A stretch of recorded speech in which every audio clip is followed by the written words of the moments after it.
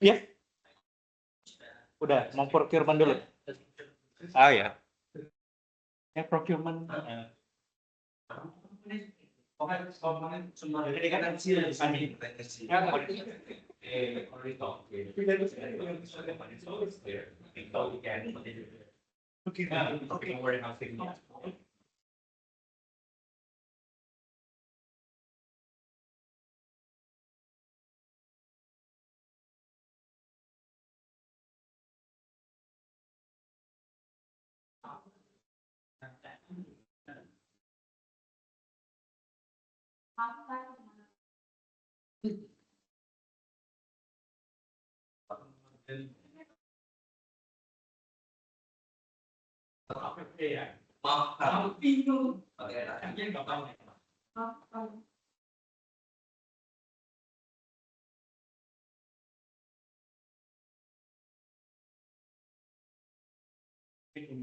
Yeah, sure.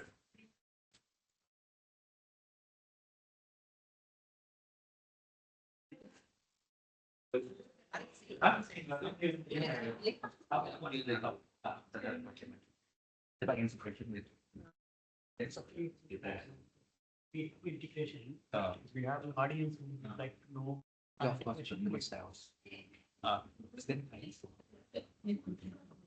Yeah. We can get flexible. So we decided to tell me. Question says we want us to after this. Yeah, of course. That was 30 minutes. 30 minutes. Okay.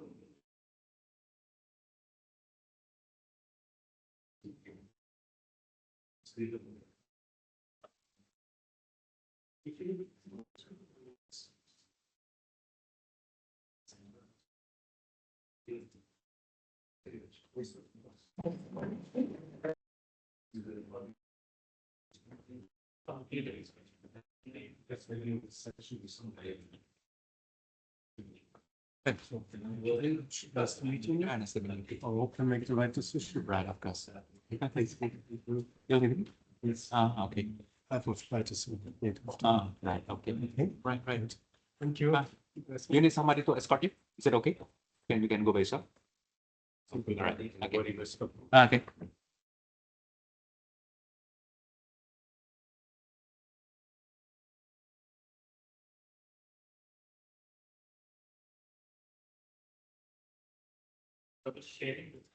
Really? Sharing screen.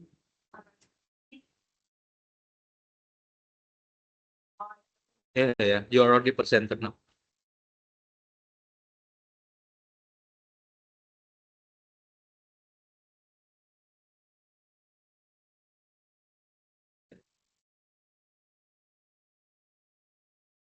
Nothing at least start comments. Okay. Right. So we are starting with. Yeah.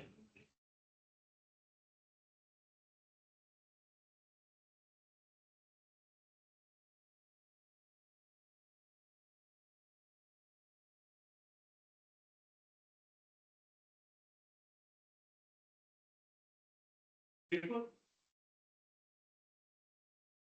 before we start with procurement, what I want to do is I also want to talk about the demand planning process, because the procurement file is about purchase order, but the whole process of purchase order starts before, when you have certain demands that needs to be planned. If you remember yesterday and today, as part of my aircraft maintenance, engine maintenance, and component maintenance, so for any part requirements that you had to create a demand. So a material request is a transaction which gets created to satisfy any part requirements. So now what we do is, if the parts are available in stock, we saw in our warehousing session yesterday that a fixed slip gets generated, and against that fixed slip, you are going to issue the items. So we do a reservation of items based on first in, first out, and if the items are not available, that's what the process that we will be seeing today. So you have demands, multiple demands that gets generated either because of forecast or based on your actual project works or retail work. So, and every demand need not have stock available, right? So you will have certain material requests where the stock is not available. So all those shortage demands will now queue up in my demand management hub. Now this demand management hub is a one single screen to action all the material requests or part requirements which are not yet available. So these are all unsatisfied material requests. And on screen left, you can see how many demands are yet to be planned as well. And what you can now do is, for all of these demands, so you can either select all or select multiple demands. And usually what happens, if you have a demand of an item, you will then find out, okay, what is open in a PO, what is open in an RO, repair order, how much stock do I have, what warehouses have sufficient stock, which I can meet the demand, right? So there's a lot of manual thinking that is applied if the parts are not available. So what Ramco does here is one less thing for you. So what happens is, if you click on propose allocation button by selecting all the demands that are shortages, it will just scan the complete database, and then it will recommend you what is the best way in which this particular shortage demand can be met. So one, it looks at all of your internal items. Second, if you have spec 2000 enabled like we have done, so it can also look into the catalog. So you will have a supplier catalog that you have uploaded in the system, and against that particular supplier catalog, you are going to maintain what is, like the current stock on hand available at vendor location as well. So it will look at the actual catalog. It will look at the complete database of all the parts that are open. And based on that, it is going to recommend what is the best way in which this particular demand can be met.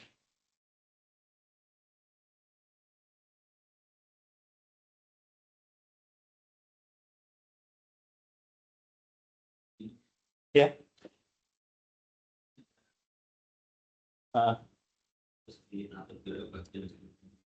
Oh, yeah. Thank you.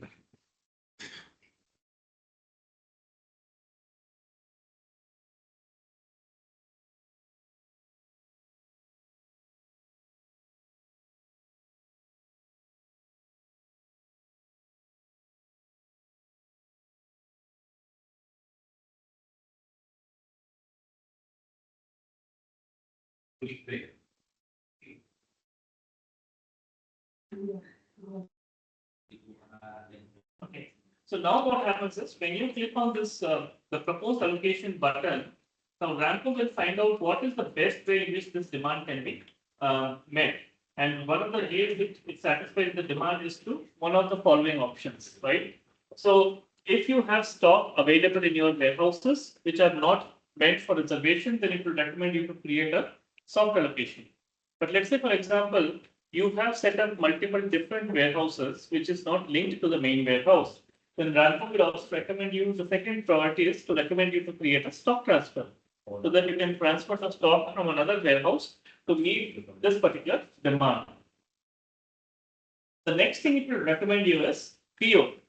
Now, when will Ramco recommend you to create a purchase order is if you have a preferred vendor against a part and you know that if there is any shortages, you're only going to procure the part with that particular vendor. So in that case, system will recommend you to create a PO at the same time. So this way, for all the, you don't have to raise an internal requisition and then move into a PO. You can create a PO straight away as well. And if there is no other option available, then it will recommend you to create a purchase request. So purchase request is another transaction that can be created to meet the procurement requirements as well. So that way a purchase request can be created. But it's not just that. What you can do is you can also see, Ramco will also recommend you to link this demand to a PO. So let's say, for example, you have a PO open against a part number, but you have this demand. So rather than creating another PO, it will tell you that there is a demand PO open. So just link this demand to the PO to meet the requirements. So this way, you're not doing duplicate procurement or, like you're not doing multiple procurement of the parts as well. You're able to do everything in a single room. And another option it recommends, if you see here, is a repair order transaction or a work order transaction. Now, when will the system recommend you that? If, let's say, for example, you have the demand of a rotable or a repairable, and there is an unserviceable item with the GMF owned, or if that is a customer, then customer owned item in the inventory. And so for you, you don't have to buy another part, right? So you can just send that out for repair, subcon repair or internal repair, and make it serviceable and issue the demand. So it will not just tell you to procure, but it will also tell you to do a repair to meet the demand as well. Outside of these, sometimes what you can do is, if you don't want to buy a part, then you can also create a loan order. So you are just getting a part on loan from, let's say, for example, Garuda Airlines. You're getting a part on loan from them, using it on some work order, and then you are going to return it back to them. So you can create a short-term loan order to say that, okay, you're getting it on loan and then shipping it back. So that way you're not doing procurement, you're not doing repair, you're just doing short-term loans to fulfill this particular requirement as well. Yeah.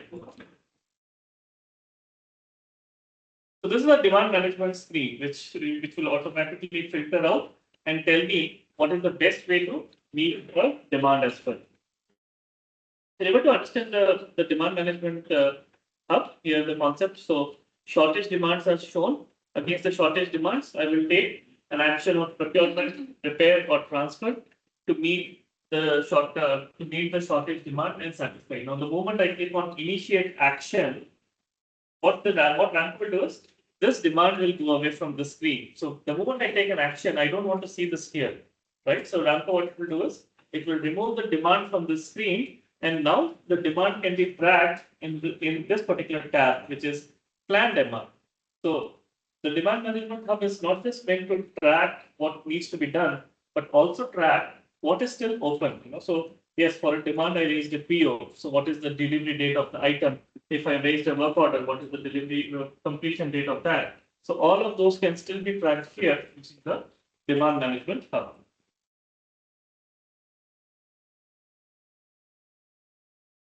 You can see against each demand, you'll be able to see what is the PR, a purchase order, a maintenance issue, or a stock transfer issue, all of the different transactions that have been generated to satisfy this particular demand as well. So like this, I'll be able to see a coverage of all of the demands in one single screen.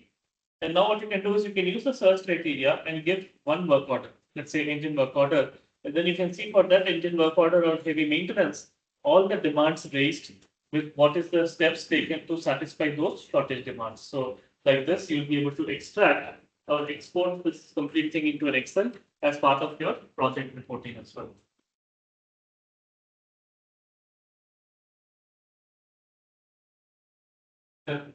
Yes? Regarding the material requirement, the reservation is automatically generated or discipline to manual use. Right. So against the demand, what happens is if you have stock available in your warehouse, the reservation is automatically done. The system will automatically create a reservation of items based on multiple parameters actually. So first thing is, how is system going to identify the best way to meet the demand, right? So I'll explain to you with a flow chart so that it is easier to understand. Give me a minute.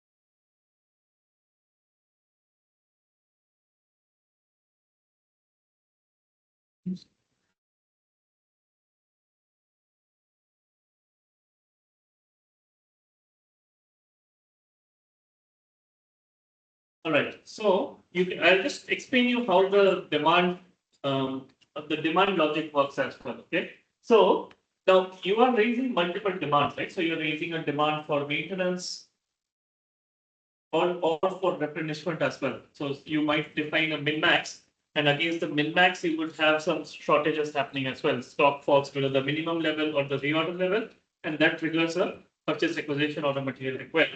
So for any need of material, be it for line, hanger, shop, engine, general, or replenishments, your system will create a material request transaction.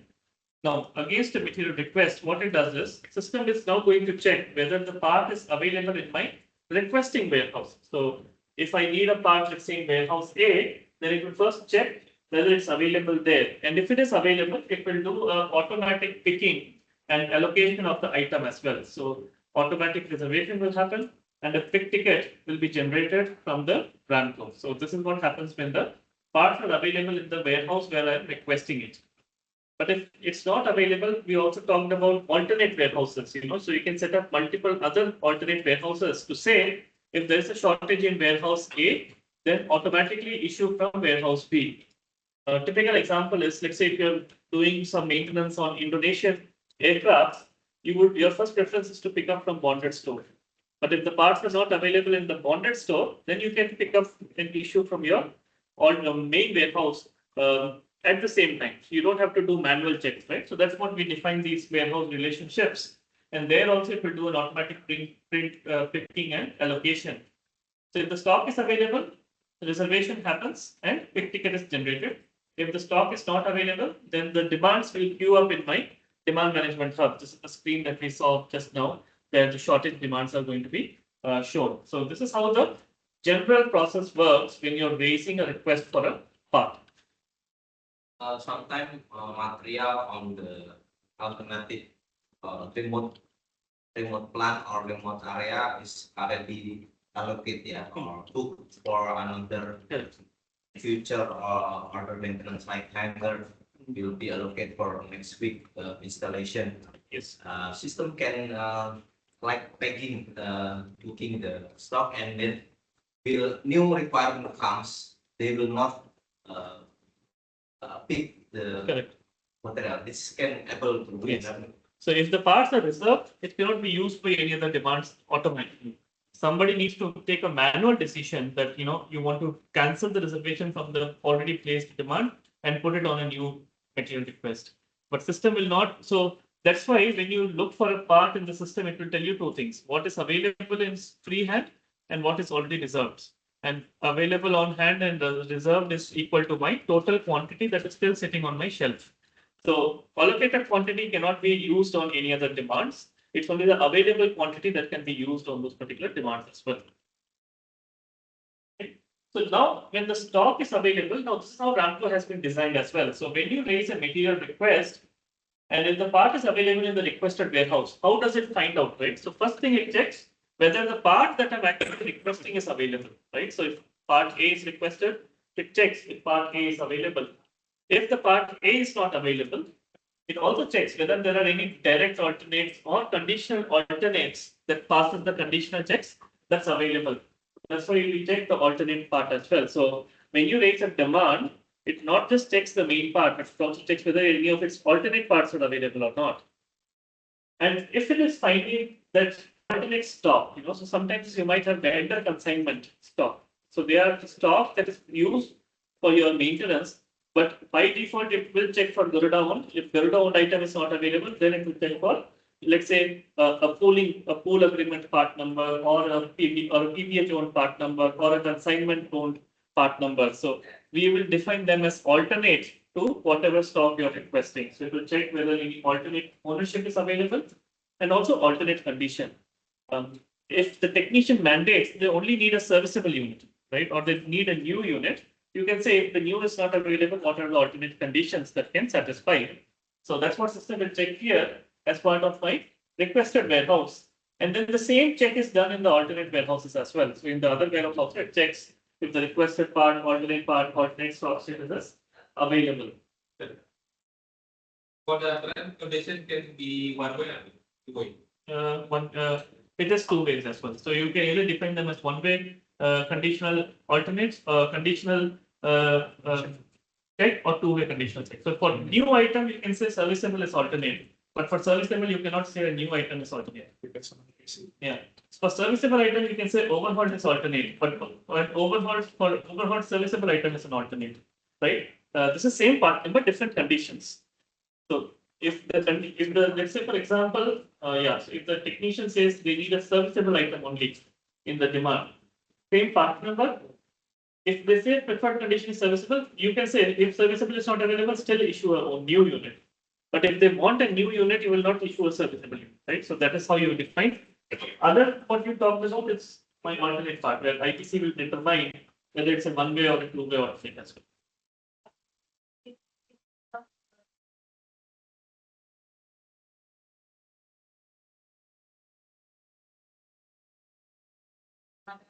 Or to be transit in the request.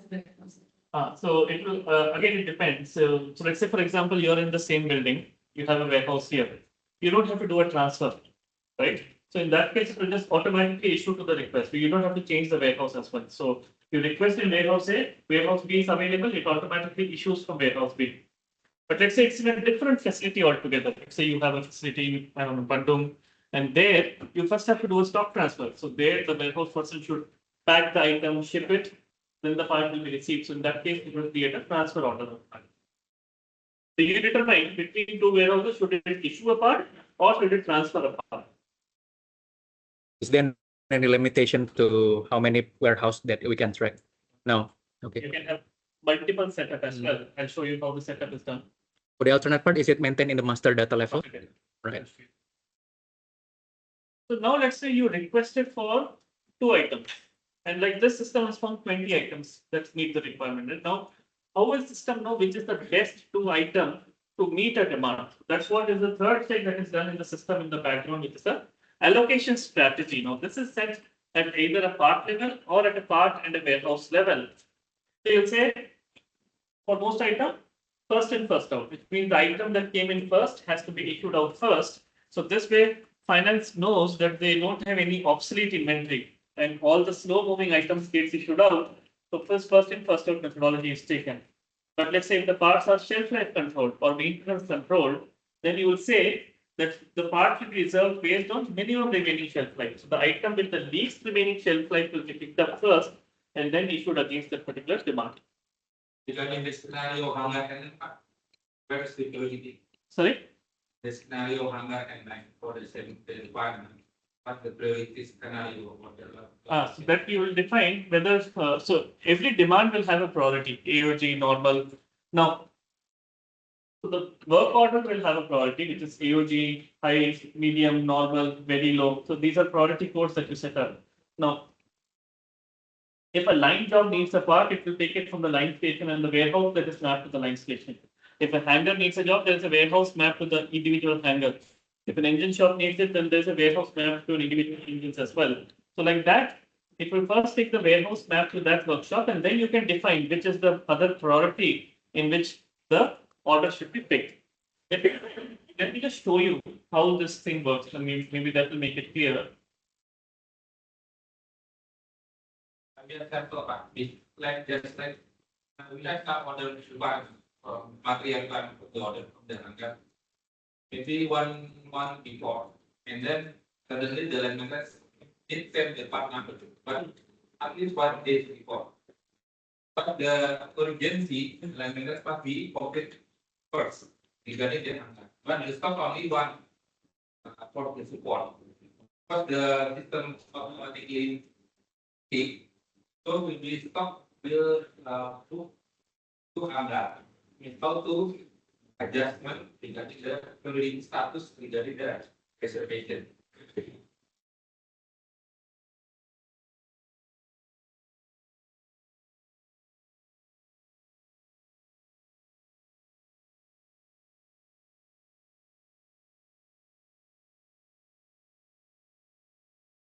Let's say I take this warehouse, right? So this is how you define.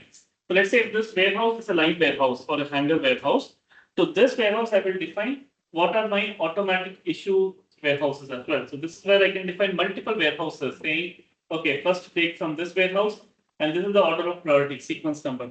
Then take from this warehouse. So this is the second priority. Now the third priority is this. If still not available, only if your material request has AOG, then you pick up from the fourth warehouse. So like that, you can have multiple warehouses defined as alternate warehouses, and then you can define the sequence in which the priority sequence in which the part should be picked to issue a particular demand as well. Okay, so that is what we set up here. This is a one-time setting screen that you can define at a warehouse level. Say for individual warehouse, what is the automatic? So here you can say from this warehouse do an automatic issue, from this warehouse do a stock transfer, from this warehouse you can still do a automatic issue. So like that you can define whether it should do a direct issue or should it do a stock transfer.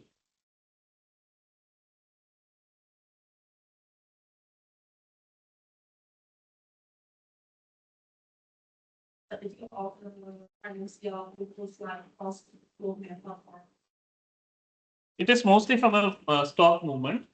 From a financial perspective, what we do is let me just show you this part master. So every part will have a part catalog built into it.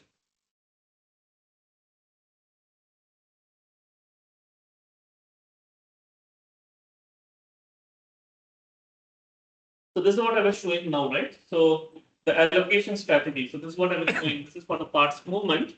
But from a financial valuation, what we do is in the same screen, we also set up the valuation method or the method in which the parts are going to be evaluated in my inventory. So here I have multiple options like a weighted average, a standard cost, a FIFO, DFO, or actual cost. So this is the pricing or the valuation in which the part are going to be evaluated in my inventory. Yeah, you can. So you can have parts on weighted average, but the movement is on first in, first out, right? So that's what you can do. So this is financial, that is predominantly on my stock issuance. Similarly, in the part master, I will also set up the rules for placement as well. So whether you have a fixed storage for every part number or existing stock addition. So which means just find out where the parts are currently available and just put it in the same zone and bin. So this way, you don't have to find out what is the zone and bin where you want to place the item. System will automatically do it based on the existing stock addition methodology as well. For the cut over, right? Because we're talking about tables, there need to be like a bulk upload. Yeah. So we have an opening balance. So an opening balance upload will be done on the date of cutover to move the current part serial lot with the conditions, the quantity, the certifications, the value into Ramco as well. So there's a standard template available to do the stock movement, and that's what Ramco will help you to do this movement as well. So this is always done. So we do an opening balance, and that is what is the go live event as well. So opening balance is the transaction that is taken to say, yes, now the data is good to go in production, or the production is good for usage. Can we set the requirement with the criteria that's reservation from aircraft non-Indonesian can be used the certificate materials or another aircraft can be used the different certificate? Yeah. But this is at a part level, right? Yeah, maybe there is many materials available, but only for specific requirement, only available one. This is possible to set on your system. Yeah, that is the next process actually. So as I was talking, this is the allocation strategy, right? After that, the next thing is the stock allocation rule, which is where we'll say part certifications and other criteria. So let's show you how this is also set up. So for that, we have a stock allocation rules screen in the system. In the stock allocation rules, what you do is now either at a part number level or at a customer level. So you can say if the customer is British Airways, then or at a model level. So you can put multiple customer plus model or just directly at an aircraft level. So what you can define here is the rules. So let me just open in a rules engine. These are all you can set. So you can say that for this particular customer and or this particular aircraft or a particular contract, you can select that your certificate type, right? So that's what we are saying. Certificate type equal to, you can select, okay. Certificate type is ECAA. And you can say or conditions, right? Or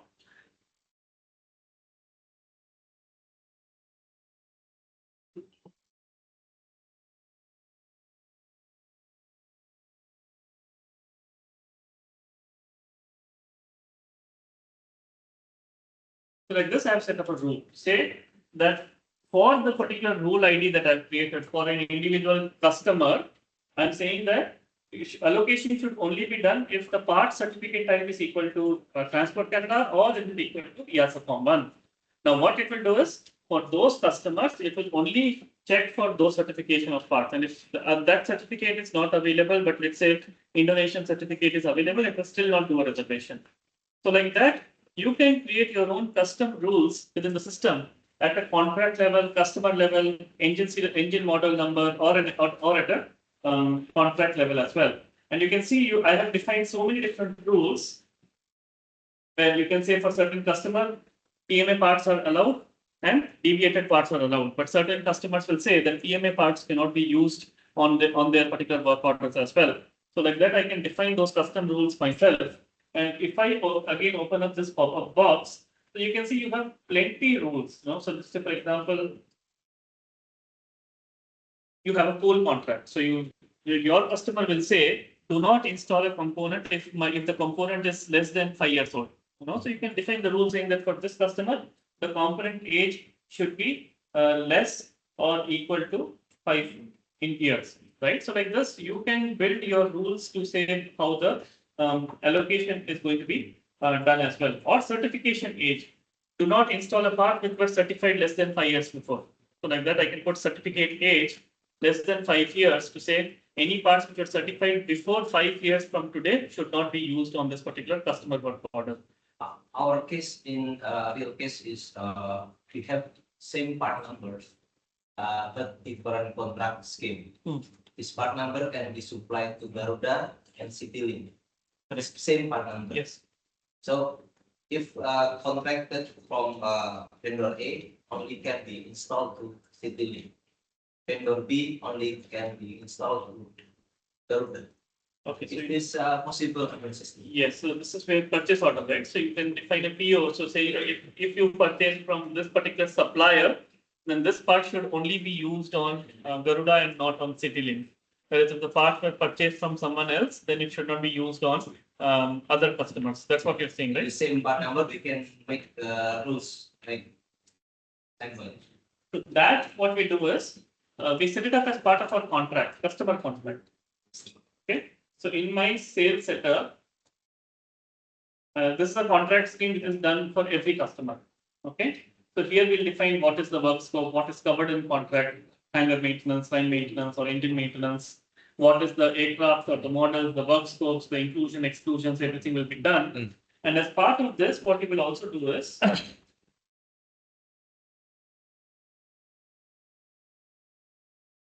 me open up the contract. So here as part of the part effectivity details, what you will also do is you can just put a list of all of your preferred vendors as well, right? So who are so repair suppliers, but the same framework approves for purchase as well. Who are your approved suppliers from where you will be purchasing this particular part numbers as well. So you can say that, for example, for this supplier, what are the part numbers that you will be supplying? So then system will ensure that only parts procured from this vendors will be eligible for issuance against those particular aircrafts as well. So this is where I'm saying for this customer, these are the suppliers and these are the parts that are allowed. Anything outside of this, a set is not allowed.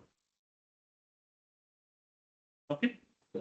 So same part number can we set you can. each contract. Each contract. CityLink and Garuda make a set. Yeah. So same part number can have different supplier in different contracts. So the system will automatically recognize it. This stock can be allowed only for Garuda. Yeah, because of the procurement supplier number. Because again, what we do when we upload the opening balance, right? We don't just upload parts, the current part number, but who was the supplier, what was the certification that you received, all the details will be captured and uploaded into Ramco from your legacy system, so that you can use all of this framework will work when we capture those details as well. Is the criteria can be customized? The criteria that certificate age that you mentioned before. Yeah. So we have actually provided all the possible frameworks that based on which you will be able to define the allocation rules as well. But is there any? So you're asking if you want to add a new field? Yeah, just customizable the criteria. See, that list cannot be. You cannot add a new parameter to it. It has to be added by Ramco because we have to train them as well. But see, we have actually catered for all of the possible scenarios, right? So if you see the drop-down list itself, it's a very big list of all the parameters that are there. So I can share with you this list. I can share with you this list of all the parameters or the criteria. So if you think that some other parameter is missing, we can look into it and we can obviously add it. But I would say 99% of what you think of can be done is already done here. To give you a list also, so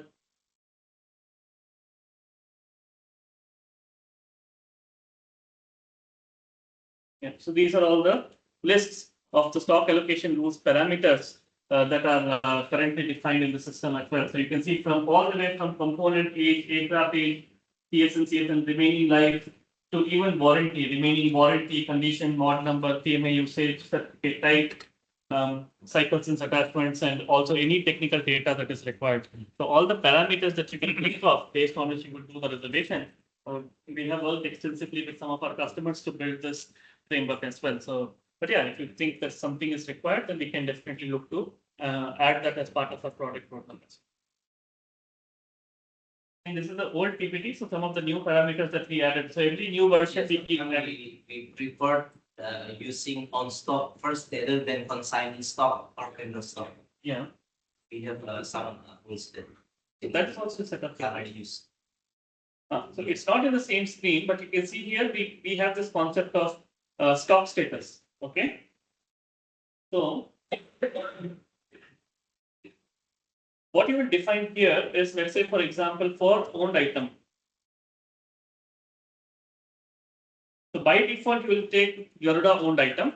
If that is not available, then you would pick consignment stock, and then you would pick customer stock, and then you would pick, like GFE or BFE items. Like that, you can create multiple ownership codes, and you can define the order of preference as well.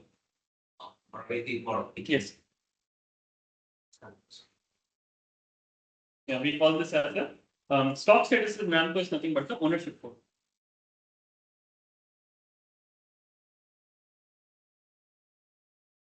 You can create any number of user-defined codes. So if we just type, let's say, for example, HAL own, how will we know whether it's an internal ownership, right? So it's all set up here. So when I define a stock status in Ramco, so let's say when I define the stock status as consignment, I will select that ownership as supplier. Whereas if I create a new stock status called as GFE stock, then in that case, I will say that these are customer owned items. So like this, you can keep your as number of codes as you want, and then link them to one of the attributes to say these are system defined, those are user defined.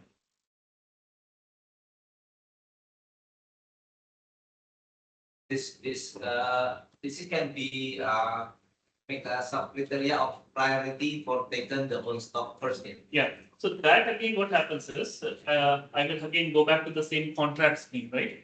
So because individual customer will determine how you use the path.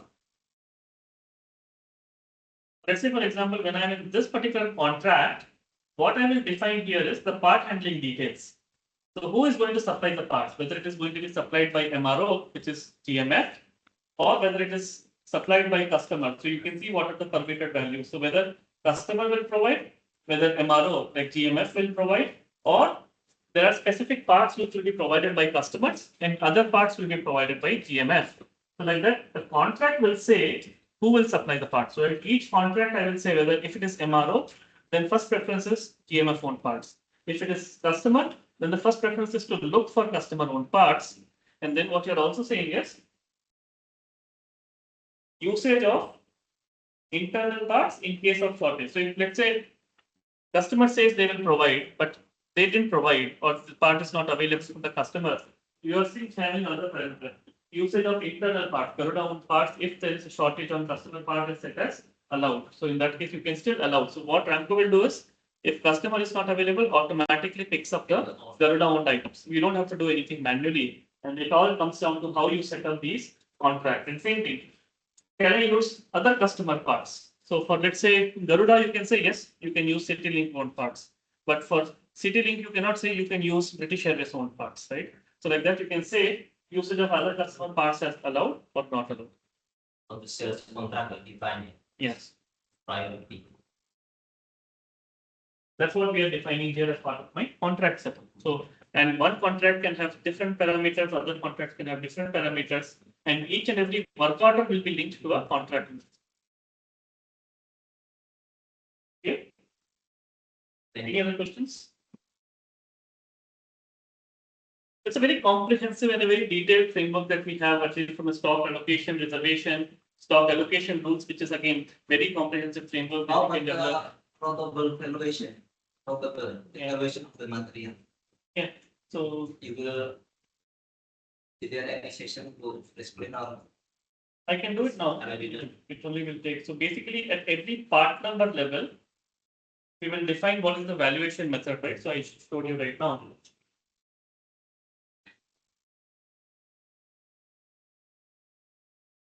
So if it is a rotable, you can valuate them based on actual cost, so the cost in which you are procuring it, right?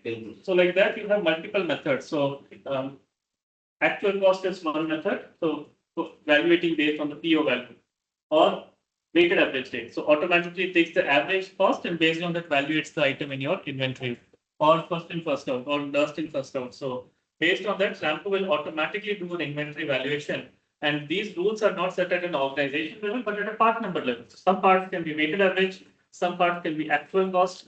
So like that, you'll be able to set up those multiple rules within the system. But let's say, for example, you have a rotable item. Yeah. So in that case, what you can say is a rotable item can also be defined as capital in nature. So, which means that even though they are on actual cost, the cost is not going to be held in your inventory. It is going to be depreciated in your fixed asset register. Yeah. Yeah. So in that case, I'm defining them as a capital item or an asset in nature. If not, I'll be defining them as a OPEX in nature, so a revenue item. Because when we install the rotable, that not be considered as cost then, right? Yeah. Because it will, if you're considering them as capital, it will be zero cost, depreciated in your fixed asset register, but only if it is owned by GMF. If it is, let's say, customer owned, it doesn't check capital revenue. It's not held in your fixed assets because it's a third party.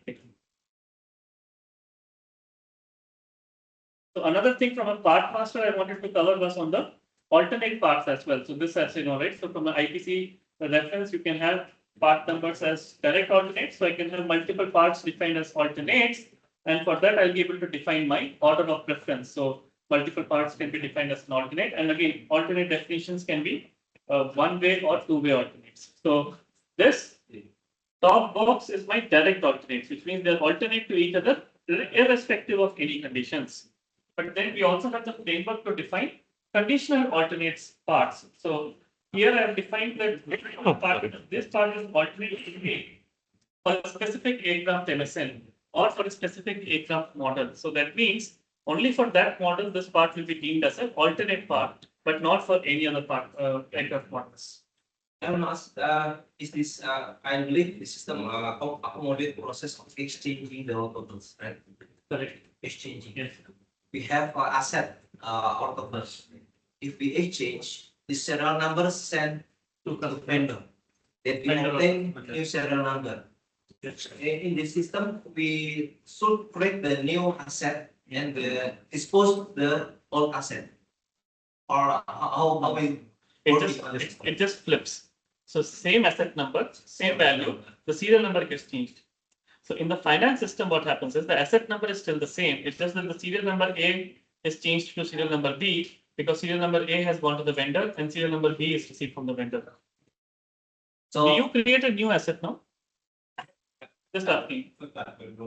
Because general principle what finance does is that because you're depreciating it, right? You're just receiving a like-to-like part. So they will not rather create a new asset. It's different part, right?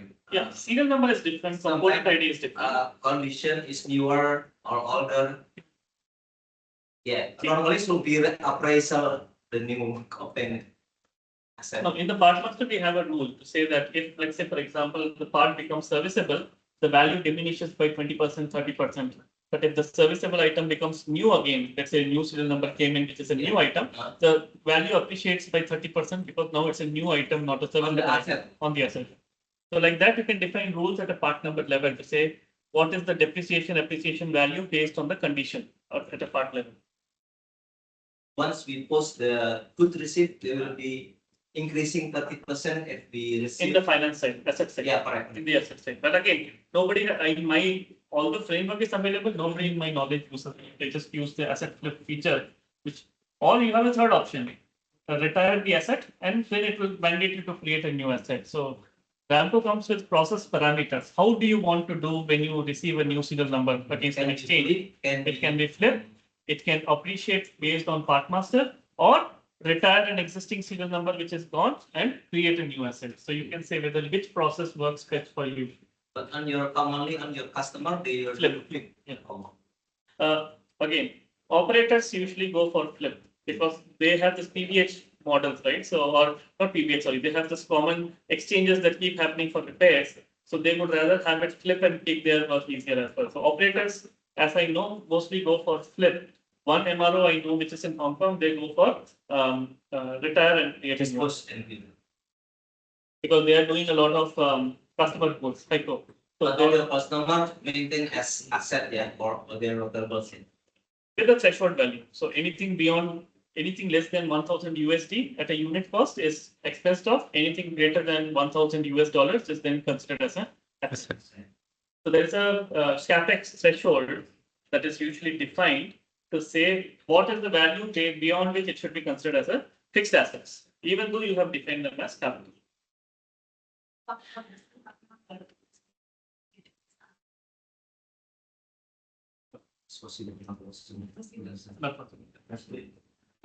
Inventory is still there at a zero cost. Asset is there in your fixed assets, which is anyways going to be maintained. Sometimes we buy the portable for sale. So then, yeah. Which is fine. It can still be an asset. When you sell it, it will automatically be marked for retirement. Yeah, it will automatically be disposed when you sell the item, and whatever is the diminishing value will be posted to your cost of service account.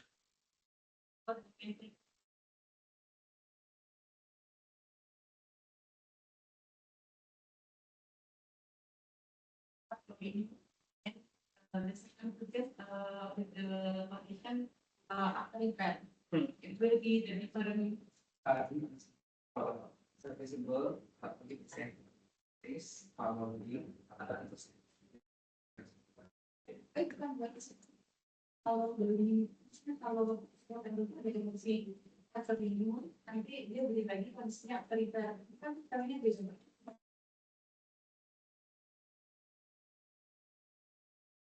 I'll show you that example.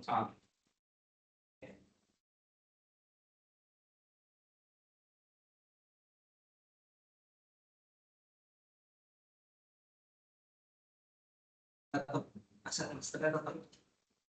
Tapi nanti juga bisa kalau terasa kita di atas 30%. Kondisi ada bisa berapa new. Ini harus jadi banyak banget kita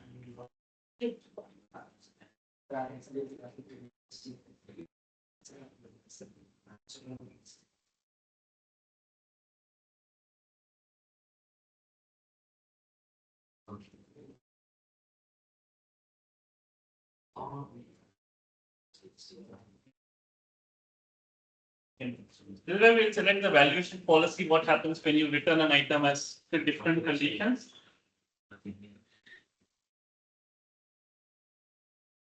So what you can do is you can set up a condition-based rules to say when the item is issued as new but comes back as serviceable, then the active, but this only applies if your valuation is set at actual cost. If it is set on weighted average, then it doesn't apply there. But on actual cost, what it does is it takes 30% of the cost to be the current valuation cost. So like that, based on the condition, new, serviceable, overhaul, and phase out. Phase out, it will just become 0%. So, but for new, serviceable, and overhaul, what are the different percentage based on which the valuation should decrease? That is what you will define as part of my settings, return valuation policy.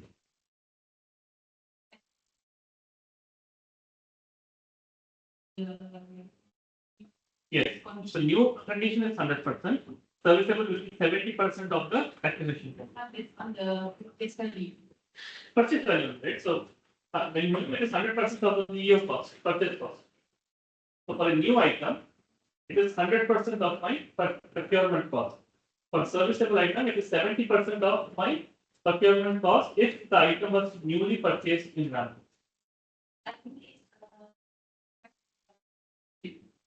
Then we purchase with two purchase order. For the first purchase order, we purchase with the factory inventory. So the price will be Based on clear value. the second PO is purchase for the after repair condition. So the value is No, still clear value because whatever you pay to the vendor is what you will see in the unit.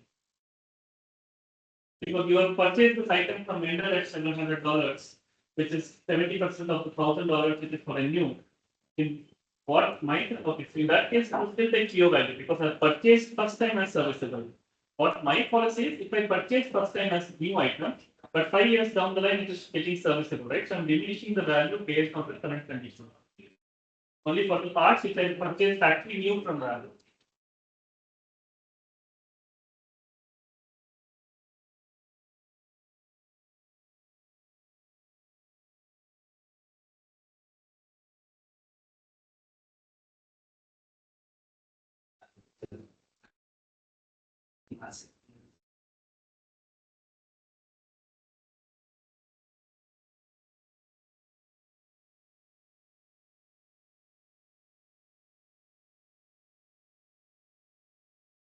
Now, again, just finishing off the whole topic also, right? So I'll move on to the procurement soon. Is again, you do have at the part level to classify whether, so in case of defense requirements, you can also select whether this particular part number has any trade restrictions, because RAMCO comes with a very comprehensive ITAR and trade regulations framework, and you can specify here whether this particular part number has any trade restrictions or not. Similarly, you can also select whether they are hazardous items, in which case you will be able to capture what is the UN number, the storage instructions, the expiry date for the safety document sheet, the actual MSDS document number as well. So you'll be able to provide all of those details. And then based on that, you can also select what are the symbol codes associated with these dangerous items as well. So when you generate RAMCO labels, then these labels would also automatically print on your barcode label. So it comes with a very comprehensive dangerous goods classification as well. And at the same time, you'll also be able to select whether this part number needs to follow the MRP run as well. So the next topic I want to talk about is MRP, which is basically a very comprehensive framework to do your long-term material forecasting as well.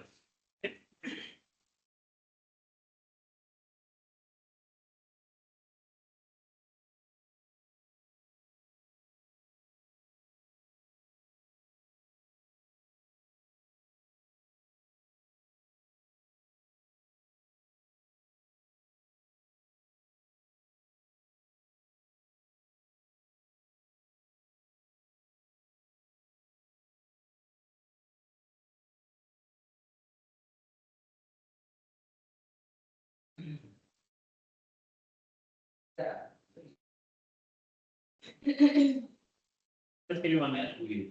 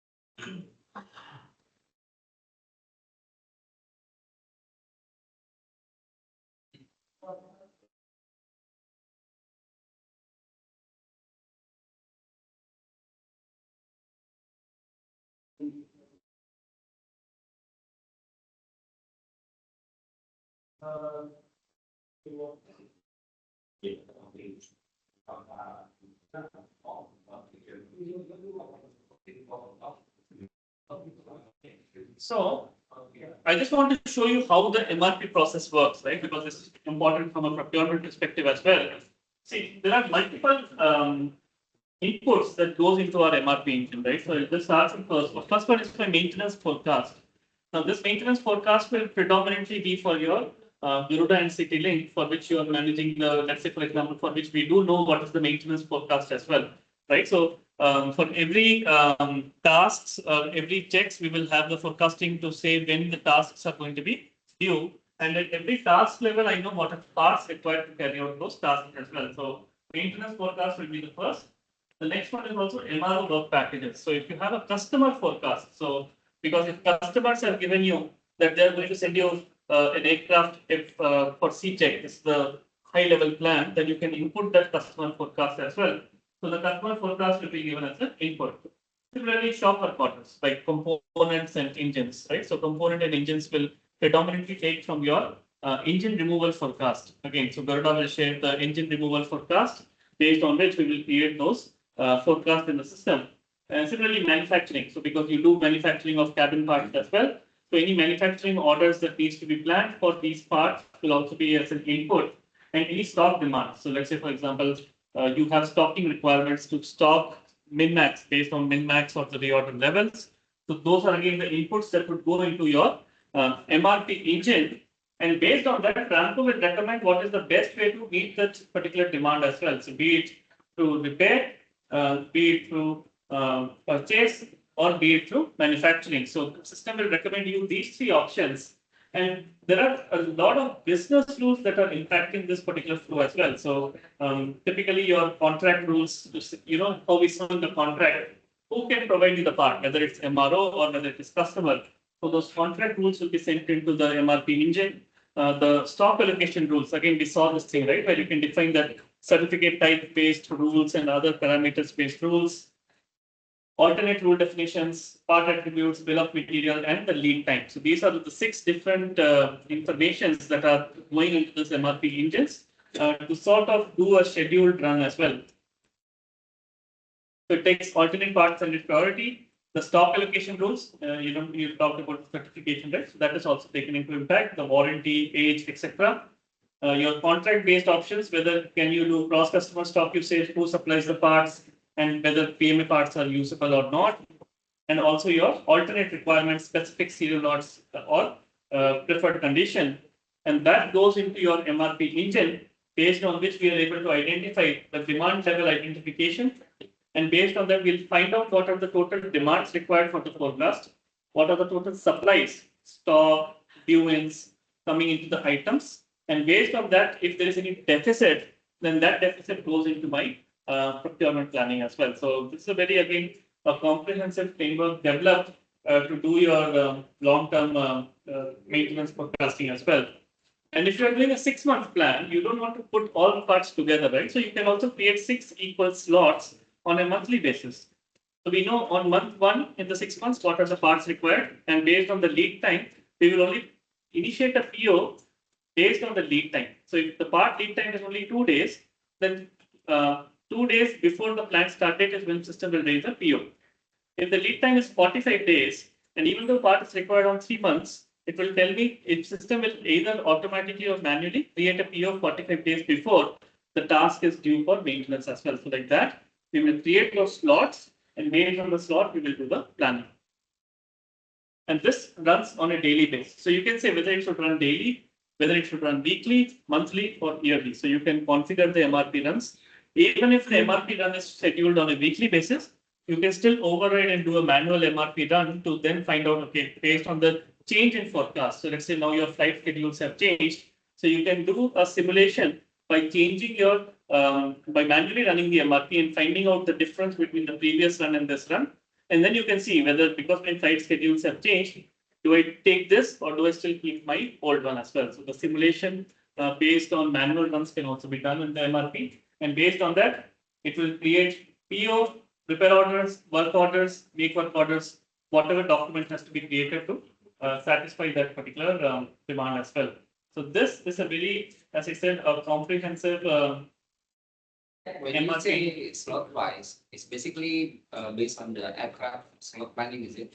Sorry? On the maintenance slot planning, is it? Yes, because yeah, so if the maintenance, I can do weekly or monthly slot, right? So I'm slotting it on monthly. So if the aircraft is scheduled for C-check only in January, then that is month slot number 3. My horizon starts from November, right? Because November is 1st, December 2nd, January 3rd. So in the January, I will slot it in slot 3, and then I will see whether that on month 3 I should have enough stock available at that point of time. So it takes into account whatever I would have used on the first 2 months, and then tells me on month 3 I will not have stock because I would have already used the current stock in the next 2 months.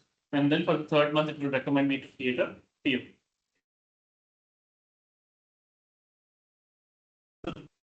This MRP run, again, we have so there's a dedicated module here, so where you will be able to do the MRP run review as well. Because you're not running MRP for every part number in the system. You're only running MRP for selective parts that are critical parts. So like for that, what you do here is this MRP run review, where you can see what is your planned demand. So planned demand is again coming from your forecast. Firm demand is coming from your actual work packages that are already created. Aircrafts are already in the hangar. Similarly, what is your stock expected receipt? Based on that, what is the quantity for which it is recommending you to create a PO? And now you can see the same slot can be visualized here. So you can see what was your total demand, planned demand, based on that, what is the deficit, and you can see the deficit is changing every month. And for each and every deficit, it is telling me what are my to be planned orders. So in the month 0, I need to raise PO for 4. Here 18 POs, here 18 POs has to be created to meet the follow-on demands that are happening as well. So this is a very, I would say, a very visual scene for you to visualize what has happened post MRP run as well. Sorry, what's the definition of slot here? This is the slot, right? So I'm doing it in monthly slot because Monthly slot. yeah, because what happens is In the slide, it's also monthly slot that you mentioned, is it? yeah. Okay. Because you see, I'm running the horizon for 6 months. I've run this MRP from 1st of Jan to 28th of February. So it's a 6 months. So for 6 months, I can create 6 multiplied by 4, 24 slots on a weekly basis. But that becomes difficult for me to manage, right? So I do 6 multiplied by slot based on months. So that's why you can see 6 different slots are created in the bottom as well to say when the part is required. Slotting is only for the monthly basis or weekly or bi-weekly? It can be whatever you want it to be. All right. I have preferred to go on a monthly basis because that's what I've seen existing customers use it. They normally do it on a month plan rather than a weekly plan. So at least on the first day of the month, they should be knowing what I need to ensure to buy to keep my maintenance checks in order as well. And the important parameter that influences this is my lead times. The lead time is the one that influences when and where I will be purchasing the parts. This is only related to the purchasing part No, of supply for all, right? Everything, purchase, repair, make, whatever I do, this is the common thing. Hmm. Here, what it is telling me is the PO. So for some other part numbers, it can be, like for example, Yeah.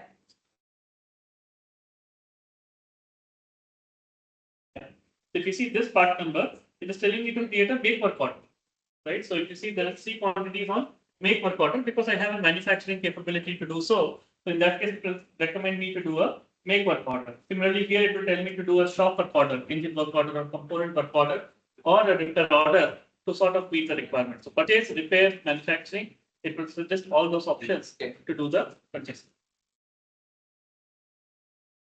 There any feature of calculating the spares of portables, ideal spares, like space comparing and the input forecast and the equipment. You have a minimum 3 or 4 spares for portables. Pair provisioning model, right? So yeah, we use that as a stock analysis module. So in the stock analysis, so MRP is predominantly running based on your demand and supplies, but then you also have a stock analysis running on top of it that predominantly takes into factor multiple things, like what is your consumption of parts. So yes, you have a current min-max or reorder level set for 6, but what is your annual consumption? What is your forecast? What are the service levels based on which you are working on? So based on that, what happens is in the stock analysis module, we do that automatic computation of what should be my minimum level or maximum level or the reorder level and the reorder points to keep my inventory healthy to meet all of the demands in the future as well.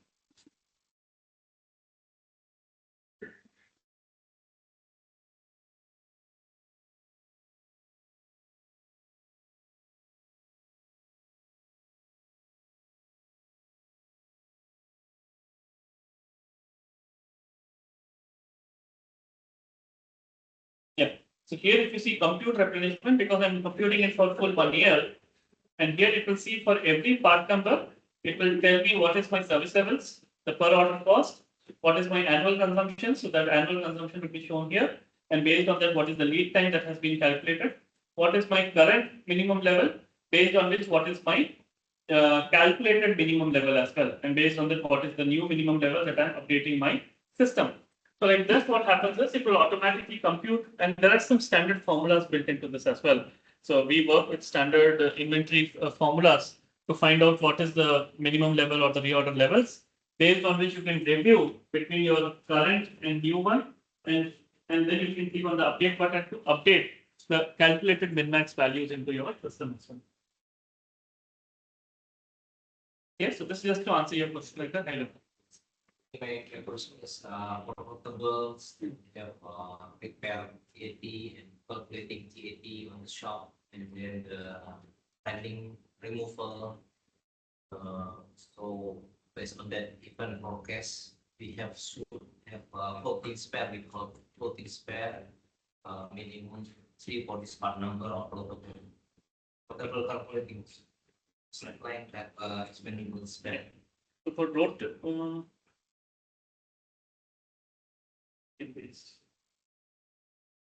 I will note this down. Maybe in the break time I'll just understand more with you. I just want to. Yeah, so we have investment. Because sometimes aircraft will be phased in the next years. We calculated MTBR. MTBR, yeah. MTBR, and then some TAT calculations.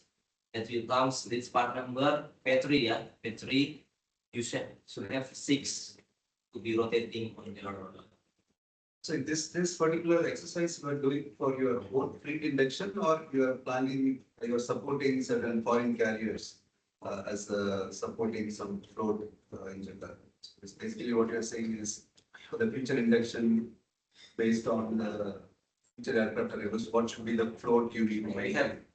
We have some data coming from RSPL or RSPL. MTBR, and we calculate. Boeing have their own proposal. Correct. We have experience with their part number, and we calculate. Maybe your picture you have this type of And this one you do it for your own fleet, right? But is there any business model where you are providing the rotable support for the foreign aircrafts? So that is just primarily for your own aircrafts. Currently, at the moment, we do our own support for Garuda and cleaning. For the non-Garuda, customer supplies by themselves. So now we not consider there as a calculation. See, we have this float management framework. I think I got confused previously. So this is for rotables. So we use this particular formula, and couple of parameters are taken, right? So I'll tell you what are the parameters that is considered for my float computation. So float computation is predominantly, this is the steps in which we do, right? So first we calculate the MTBUR based on part removals and the flight utilization. Once that is done, we will forecast all of the unscheduled removals for the projected utilization. So let's say you're doing it for 12 months. So what are the number of unscheduled forecasts of unscheduled removals will happen? And then based on it, we will calculate what is your scheduled demand. And then we'll use a Poisson distribution or a Gaussian distribution for considering how my service levels needs to be maintained. So these are the 8 parameters that I consider. So what is my aircraft and quantity per aircraft? What is my aircraft utilization, both historical and projected? My scheduled and unscheduled demand, my MTBUR, purchase and repair TAT, scrap rate, service levels, and the cost, both purchase and repair. So all of these parameters are taken into factor, based on which what we will do is, again, all of these fields are captured. This is the framework that we use. So if you see this screen, it will have what is for each and every float run, you will have the part numbers, and for each and every part, you will see what is your utilization, what is your lead time, what are your unscheduled forecast, and based on that, it will tell me what is my current float quantity and what is my actual float quantity. So this inventory float is predominantly used for rotables calculation. And here, if you see in the bottom, you can see what is your forecasted float quantity is 57. And if you change your service levels up and down, it will also change the quantity based on your expected service level as well. And you can see what is your total plot as well. And bottom line, what you can see is you'll be able to see all the raw data. So what is the demand forecast that has taken, the demand summary, the utilization and the MTBUR that has taken. And what you can also do is, let's say, for example, here it has taken your utilization. So you can also change the quantity and then do a recomputation. So you can do some analysis and further changes, but standard it will take based on your calculation formulas. Based on that, it will consider how much float is required to keep your aircrafts, on balance as well. This is what you were looking for from a float profile.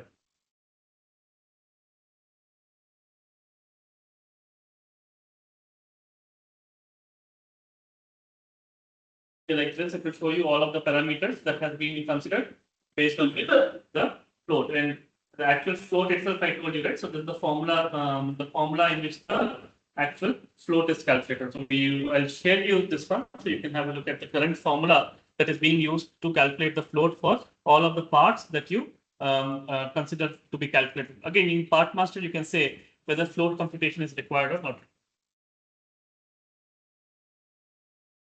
Yeah. Thank you.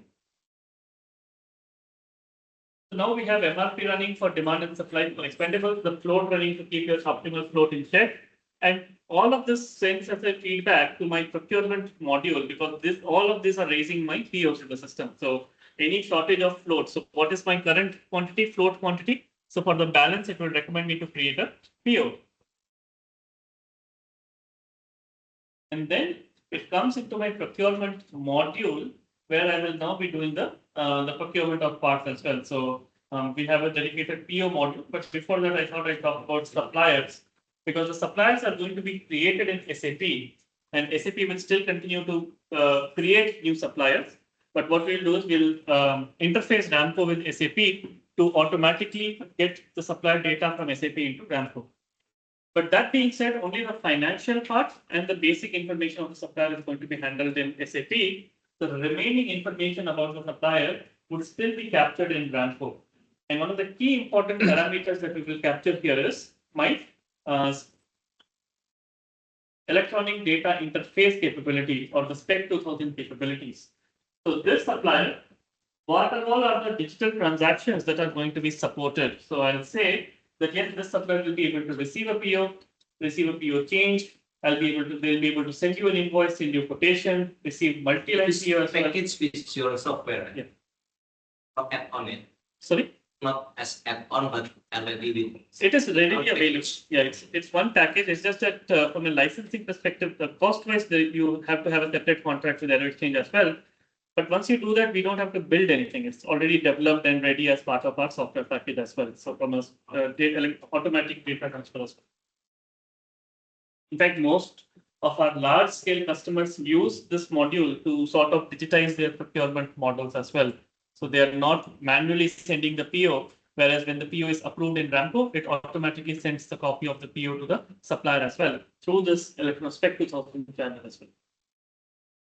Yeah, so here again, this is something that you don't have to find out when you get on board with Ramco. What we will do is we will get a list of your current suppliers, like your top 500 suppliers, or maybe all the suppliers, and then we will match it with their supplier database to see which of the suppliers are on board AeroExchange, for example, right? So, or how many of the suppliers are on board with other marketplaces like OneAero. And based on that, we'll automatically tell you what are the capabilities available with that supplier. So you can just update that information here.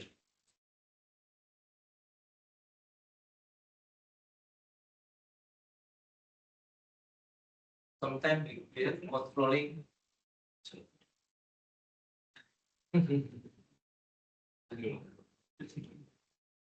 Yes, sorry, what's the question?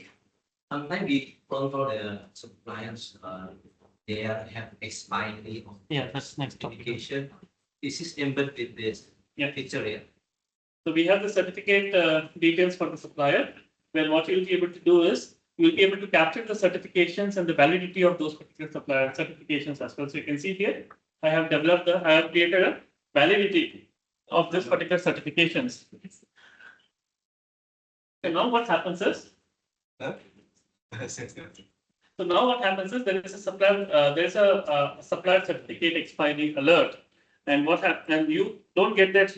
Let's say you will not receive that alert on 31st of May. You will receive it actually 1 month before the due or 45 days before the due to give you a list of all the suppliers that are due for certification expiry. And based on that, you can initiate a vendor approval process again. So you can create like an audit. You can tag some audit checklists based on which you can send the questionnaire to the supplier. They will fill the questionnaire or the forms. You will update that. And based on that, the quality department would then approve the supplier. And the complete audit traceability and the full audit approval process is embedded within. Certification done on through the Spec 2K. No, that is not done. Email. That's email. Spec 2000 doesn't have that visibility yet. For the supplier category, is it based on the preferred kind of layers of the. You can create your own category codes. So category codes are user defined, so you can create your own category codes, and based on that, you can just link them in the drop down here. So I've just created some demo environment. You can create your own codes and link that to a supplier category. Yeah. Indirect procurement. Yeah. We call that as a indirect procurement. Indirect procurement. So you can do procurement of services. Let's say a third party entity, contractors coming in and doing the work. So that's a service for procurement. IT equipments, chairs and tables and furniture, they come under ad hoc procurement or indirect procurement. But in the PO, you'll just be able to type the chair, the name with the local furniture shop, but then you will be able to link them with a clear code. So you need to provide a coding for where the cost specific. Full indirect procurement is. The process of procurement, the process is different type or different. So for aircraft part purchase or one part purchase, the PO type is general. So I'll show you the PO type. What if like we would like to differentiate that? Would like to have this is contract supplier affiliation, I think vendors, but also you're going to check whether they have preferred vendor price or. So this is the category, right? So you can create a category code here. So you can have here as aviation vendors, IT vendors, furniture vendors, and then against each and every supplier you have like a catalog. So this is a catalog where you'll be able to define, let's say, for one vendor. So let me just put one vendor code here, and the beauty of this screen is it's an Excel multi-line. So you can bulk export and bulk import the data into the system rather than doing an entry one by one as well.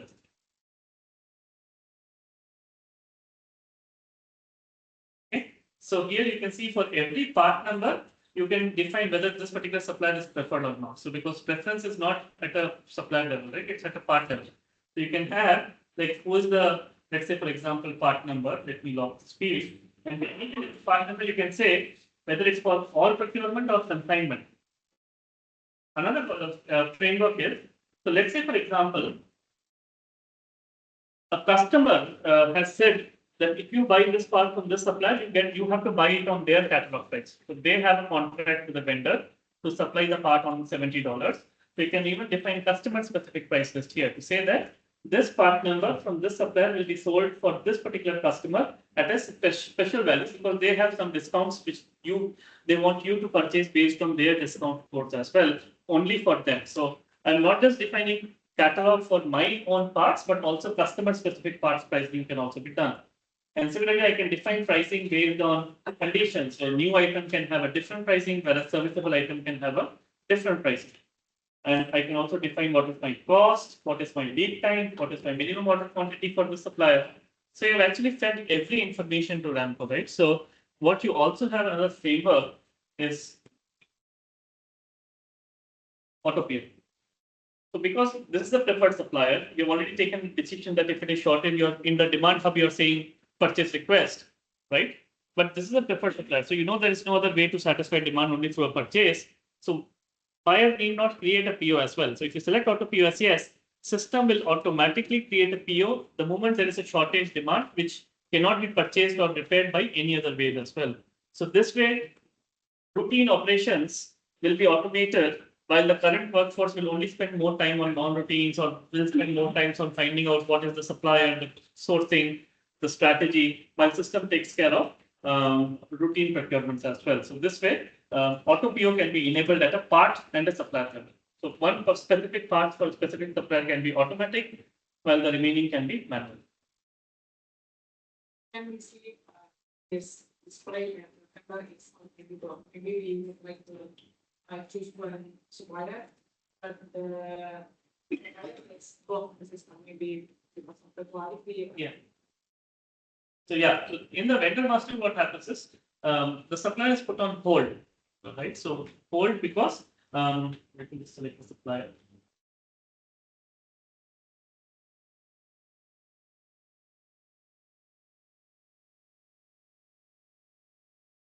So what happens is against each supplier, you can see hold will be enabled. So When will this hold enable automatically? Is when certificate has expired, we've still not received the required from the expansion. So this will be automatically enabled.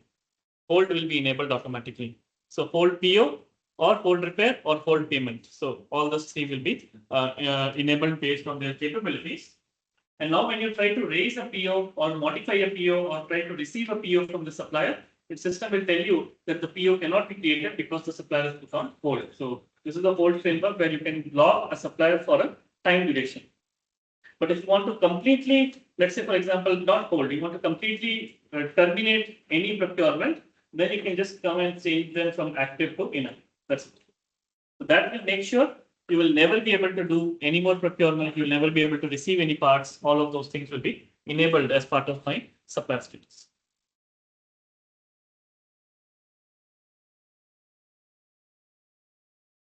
So what we saw.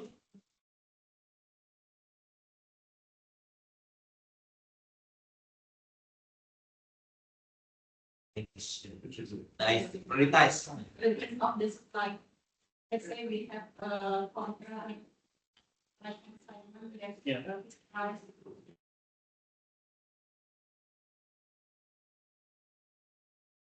So what happens is, this is a screen where all the pending requisitions that need to be converted into a PO will be shown. Okay, so PR is nothing but purchase request based purchase order. So what I will do is let me give a date range. Hit search.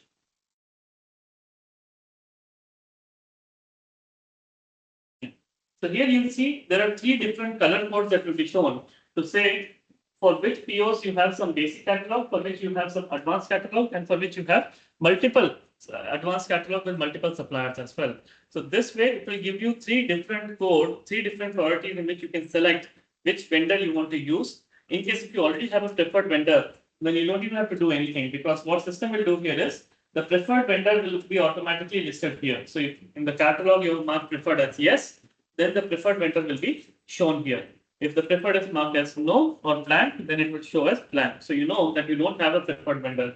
So like this, if you have a preferred supplier and the cost is already moved from the catalog, you can just select this line and click on the create PO button, and that will create a PO for you immediately as well. So if there is no preferred supplier in the catalog, then you will initiate what RFQ. So you can initiate, this is the last actually, RFQ.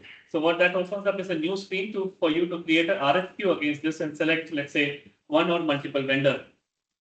And because you have Spec 2000 enabled, it will automatically send the RFQ to the supplier as well. And when they send a code, system automatically creates a code without any manual intervention. But what happens, right? So once the code is created, because you as a buyer are always in this particular screen, so here you'll be able to see whether RFQ has been sent, and you can see that there are 3 quotations received or 2 quotations received. And then what I can do is I can just click on this and do like a quote comparison of all of the different quotations that I have received. And you can see system also gives you a scorecard on the top to tell you which is the best supplier that meets your requirements. So it gives you so you can create your own weightages and parameters based on which system will calculate and tell you the score. This is buying or repair? Buying. This is buy. Same framework is available for repair as well. Maybe different. Different fields. Yeah. Because repair will have much more fields, parameters, but this is purchase. This is standard on Spec 2K. Yeah. So all this information has come from Spec 2000, and you have to manually select which is a supplier quotation that best meets your requirement, and based on that you will approve a quotation based on which a PO will be created.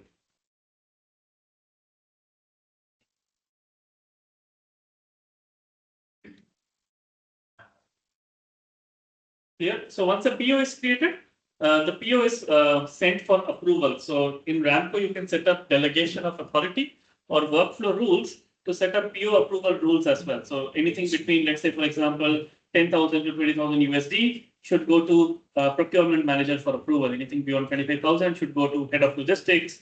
Anything beyond that should go to COO, CEO. Like that, you can define multiple levels based on multiple parameters as well. So those custom workflow rules can be created in the system. And based on the workflow rules, again, we have an app on on our mobile apps called as an Approve Anywhere app. So there, what the executive team can do or the management can do is they can receive a notification that this PO is pending approval, and they don't have any excuses to say they are not in front of computer, because they can directly approve a PO on the app as well.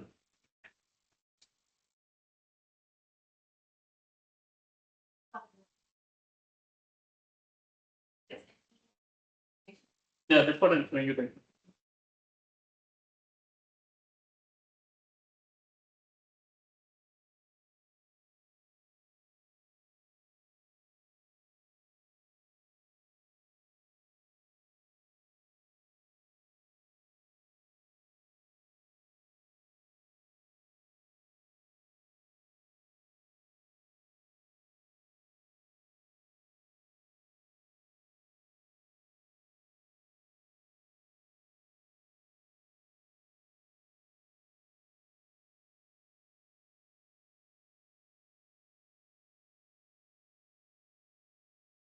So the warehouse, so we have this the blue tick mark, right? Approve anywhere. So this is our mobile app for doing any approvals in the system. When I say approvals, it's not just limited to procurement. Actually, it is limited to any transaction that needs an approval in the system. So I'll put in my username and password, and when I do that, the first thing it will show me as an approval is all the kind of documents that is awaiting my approval. So it opens up like a to-do list. Now, I don't have to open this, right? Because it's just like any other device. You receive a notification, immediately something is pending for your approval. So here I can see how many POs, how many repair orders, how many stock adjustments, loan order, order-based invoice, delivery charge invoice, direct invoices, supplier quotations, and purchase requests. So all the different transactions for which I can do the approvals is listed in my tree structure. So all these approvals can now be done on your handheld device. Let's say I open up PO. So when I click PO, it will show me a list of all the POs that are awaiting my approval as well. So here you can see it tells me that I am the first level out of 5 levels. So I have set up a 5-level approval process, and based on that I can open up the PO, look at all the parts. When I click on more, I'll be able to see what is the aircraft, the customer, the quotation against which I need this particular part, and also if the buyers have uploaded some documents. So let's say in this case, the buyers have uploaded a 3-quote comparison that they have done. So what I can do as an approver is I can open this attachment also on my device, zoom in, you see the same screen is available. I can see, okay, this is the reason why I selected this. And now I can just go back and then click on authorize, and then I'll be able to click OK, and that will approve the PO at my level. If I need to provide some justification why I'm approving, because if it goes to CEO, they need to see why this PO was approved by first level. They can also provide some remarks if required, not mandatory. If rejection is remark also to the buyer. Yeah, so then you click on there's another button below called as return. In the bottom, so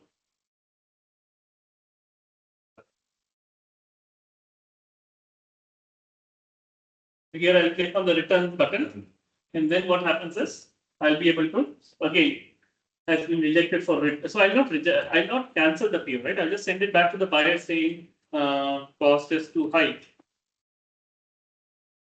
And then I will return this, and now the PO status will be changed to return, and now you can see the document has been returned successfully. So like that, I'll either approve or return a PO, or I'm running short of time, so I can even put a reminder to remind me again or at 5 o'clock to approve this PO. So it will just create a reminder entry in my reminder apps of either iPhone or Android, and based on that time that they set, they'll get a reminder to approve this PO again as well. Ramco also sends notification on the phone. Yeah. Ramco also sends escalation emails. So let's say, for example, the PO has not been approved for 5 days with one person. They get those reminder emails as well to approve the PO straight away. So this is my Approve Anywhere app. Until the PO is not approved, it doesn't go through Spec 2000. So it only when the PO is approved at the final level, only then through the Spec 2000 channel, the PO is transmitted to the supplier automatically. And how we do this is in my PO, we will have the real-time status coming as well. So you can see these are all the real-time status that will come. The moment a PO has been sent, you will say that, okay, PO has been sent. And once the vendor has received the PO, they will click on acknowledgement. So the PO status will automatically change to PO acknowledged to say that the PO has been acknowledged. And once they send an order, the PO status will change to order shipped to say that the vendor has now shipped the part. So this is all coming through Spec 2000. And once the order has been shipped, we will receive what we call it as a shipment note. So saying that this is the airway number, the part number, and the quantities that you are going to receive. So system automatically creates a shipment note before you receive the item. So you know at any point of time what are the shipments that are expected to arrive today, because in the advanced shipping note, so I'll show you what is created automatically through Spec 2000.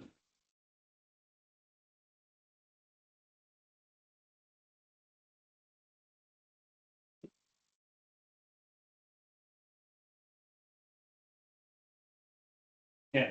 So this is a shipment node that is created automatically through Spec 2000, which will have the origin, the destination, the agency code, and the freight, how it is coming, what is the order, the part number, and the serial number. So if the supplier is giving you the serial number, then the serial number information will also be shown here. And then what is the container number and the packaging details, all of that will be shown here. And you can see here, it also shows you what is the airway bill number. So the airway bill number will be shown.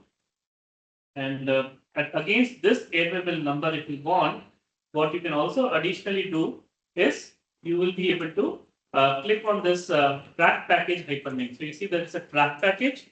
If you're using FedEx International, DHL Express, UPS, which is fully integrated with AMCO, you'll also be able to click on track package and get the real-time visibility of where the package is held. But again, in AMCO, it will keep updating, whether it is on board for delivery, it's in transit. So you have a Spec 2000 status, which is the real-time PO status, and then a real-time shipment status coming from the shipping system. So this way, your inbound logistics as well as outbound logistics are fully digitized with all of this connected ecosystem that we talked about yesterday.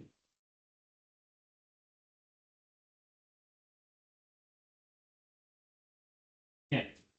As we told yesterday, so we have interfaced previously with Indian, Chinese, and Spanish custom systems. Because each and every custom systems have its own method. What we do is we just provide API, and based on that, you will be able to connect to the API and link it to your custom system as well.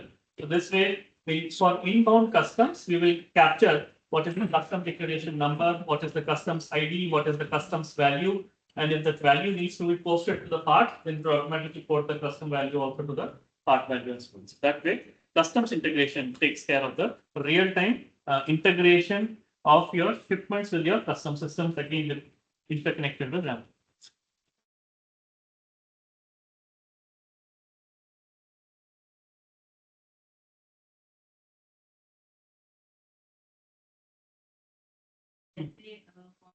Order only able to put it the packet vendor group. We do the segregation here on the top. So in the supplier master, one thing I show. Here you select supplier class. So here you will say if they are repair agency, then only then it will allow you to create a repair order. If you don't select as repair agency, repair orders are not allowed. Similarly, service providers in case of ad hoc or service procurement. So this indirect procurement, you will select whether they are a service provider. So like that, this selection will enforce what kind of purchase has to be done.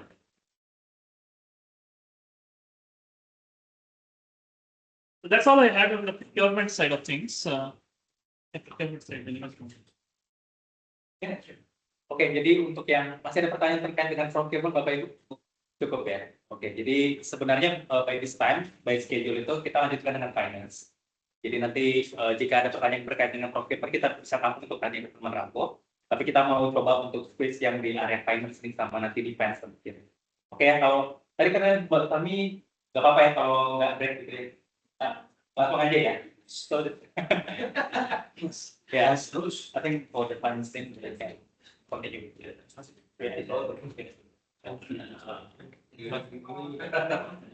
For the other people, okay, but for the time, you can continue again. Yes,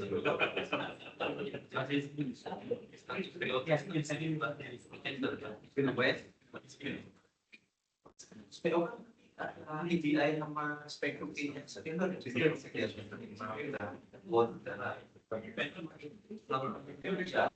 satu interface dia juga spektrum bilang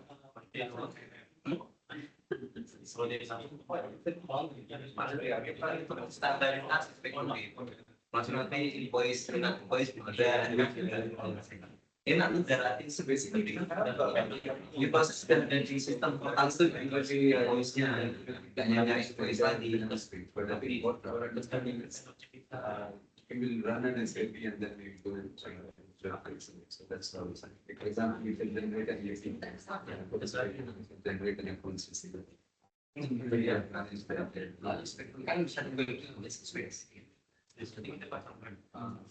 ya ini embed dengan sistem bangkunya di vendor dia nggak pakai rambut pakai diesel kalau yang gas dia harus pakai nanti kalau si vendornya dompetnya yang pas jadi pakai sistem mereka saya jadi sistemnya gue interface dengan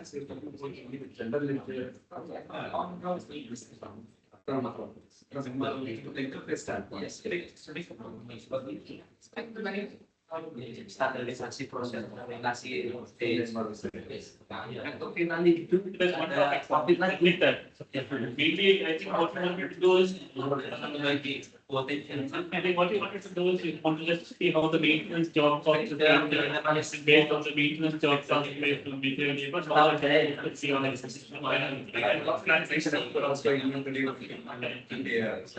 Yes, insurance company for this part. So you can bisa You want to start by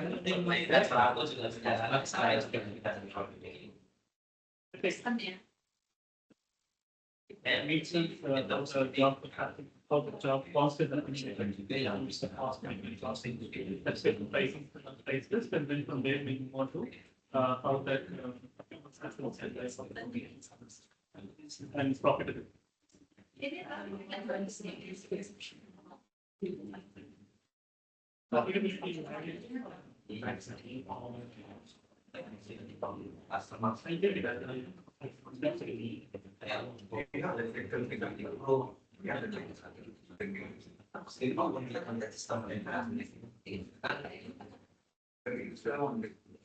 Basically, how people are asking for Just to job cost, favorite cost. that's like another one see You have a profitable costing study, profit we weren't just we've done the costing studies, all that. So you started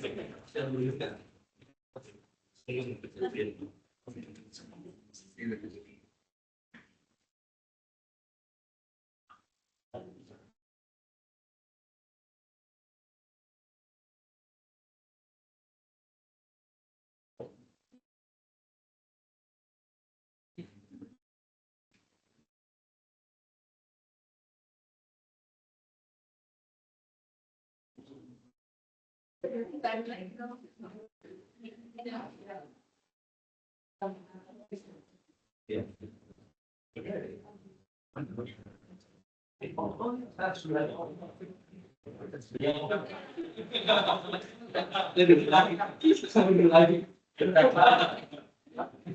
Dapat kasih nggak? Kasih masuk.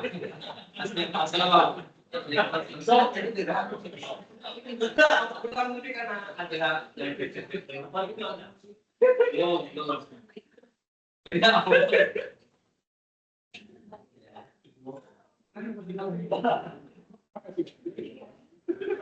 Nanti kita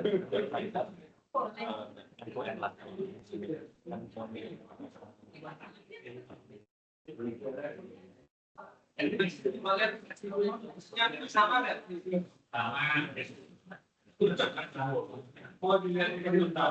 sama.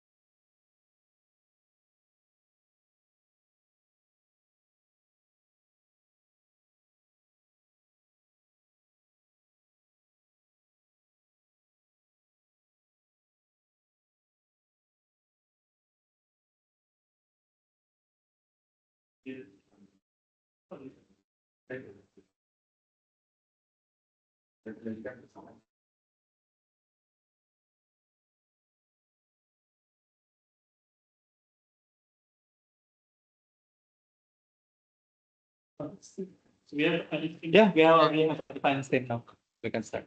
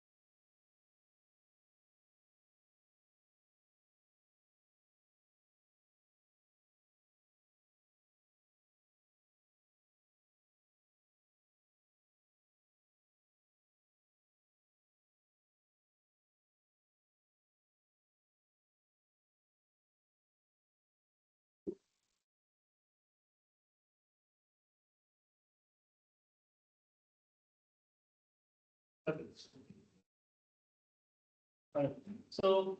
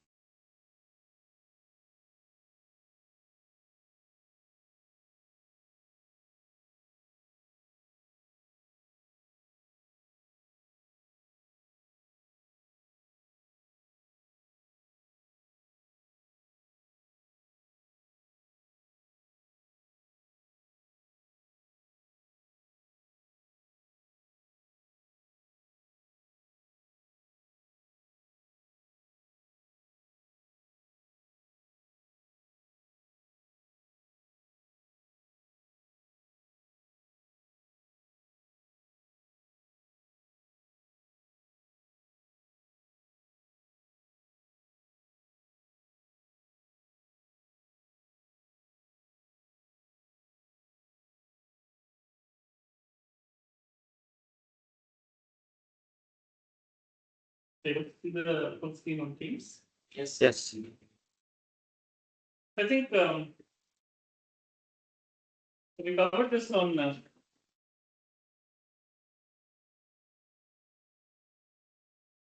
So we covered this process high level on the first topic, right? But we'll also talk about it again now that we are seeing more into it. So See, Ramco has this multi-entity framework where, let's say, in future, if you want all of the entities to be linked together, be it the airline, CityLink, then GMF, a GMF. separate company, then you so Ramco offers that framework to have multiple OUs, which is called as organization unit. Underneath that, you can have multiple finance books. So one OU will have a company, and underneath each company, you will have multiple finance books based on which you'll be able to set up that enterprise into the system as well, right?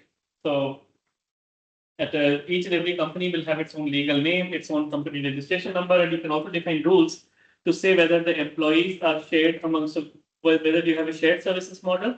Ramco also supports centralized procurement. So let's say, for example, for all the three entities, Garuda and CityLink can manage the operations, while the GMF can use the demands which are there in the airline based on the camo, based on which GMF can then do the procurement to sort of do it. So CityLink and Garuda for their fleet are not doing the procurement, but you are doing procurement for them and also the third-party customers as well. So Ramco also now comes with that centralized procurement model to have procurement centralized in one company while operations are being floated across multiple companies as well. Right? And each and every companies can have contracts. The business line, so in company 1 and 2 can be an airline business line, whereas company 3 is in the MRO business line. So that can still be done, and based on that, multiple departments can be captured. Now, now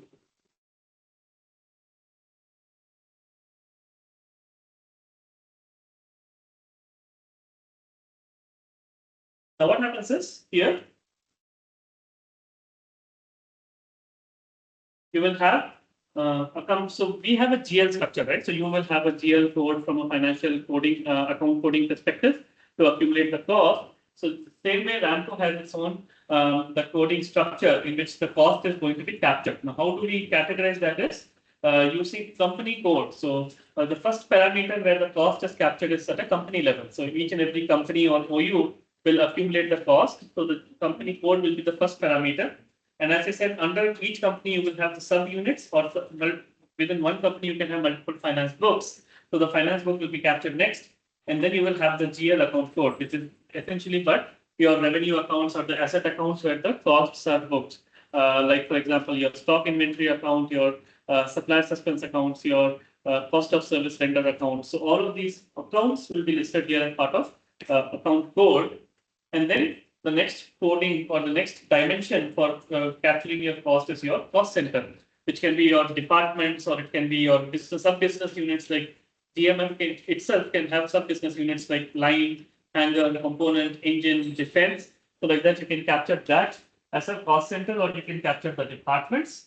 And after that, the other cost will be captured as part of an analysis code, which can be your customer contract. And then the sub-analysis code, which is basically just categorization within that particular contract. So you can see if a part of cost $20 is booked to a customer job, so this is the whole accounting stream that will capture company, the business unit, the account code, which is if I'm issuing you the work order, then it's a work order consumption account. Cost center will be nothing but engineering, engine MRO, engine unit, engine services unit, customer contract will be, let's say, Garuda contract, and then sub-analysis category will be internal or external. So Garuda is still treated as internal customer for you. So that will be your analysis category. And expense classification is nothing but the location. So which hangar or which workshop accumulated the cost, that will be your expense classification, the project work order, and then the customer code. So this is our dimensions in which one single cost is captured at multiple dimension level. And so dimensional drill through can be done. So at any point you can drill into any of this dimension and then get all the accumulating cost against it. So you can say for cost center engine services, show me all the cost accumulated in the last 1 month or 2 months. So based on that, we'll be able to do this. So you can see this is how a standard dimension in Ramco looks like. So at any cost element, you'll be able to see all of these dimensions in the system. Now, this is irrespective of the fact if you use SAP or not, because if you're using SAP, this information, this account code, with all the cost center account codes will be sent on a daily basis to SAP, but Ramco still needs this internally in the background to do. So that's why Ramco will still capture this and on a daily basis, the snapshot of the latest GL structure will then be sent to SAP. Yeah. So this is on my high level on how the costing gets enabled within the system as well.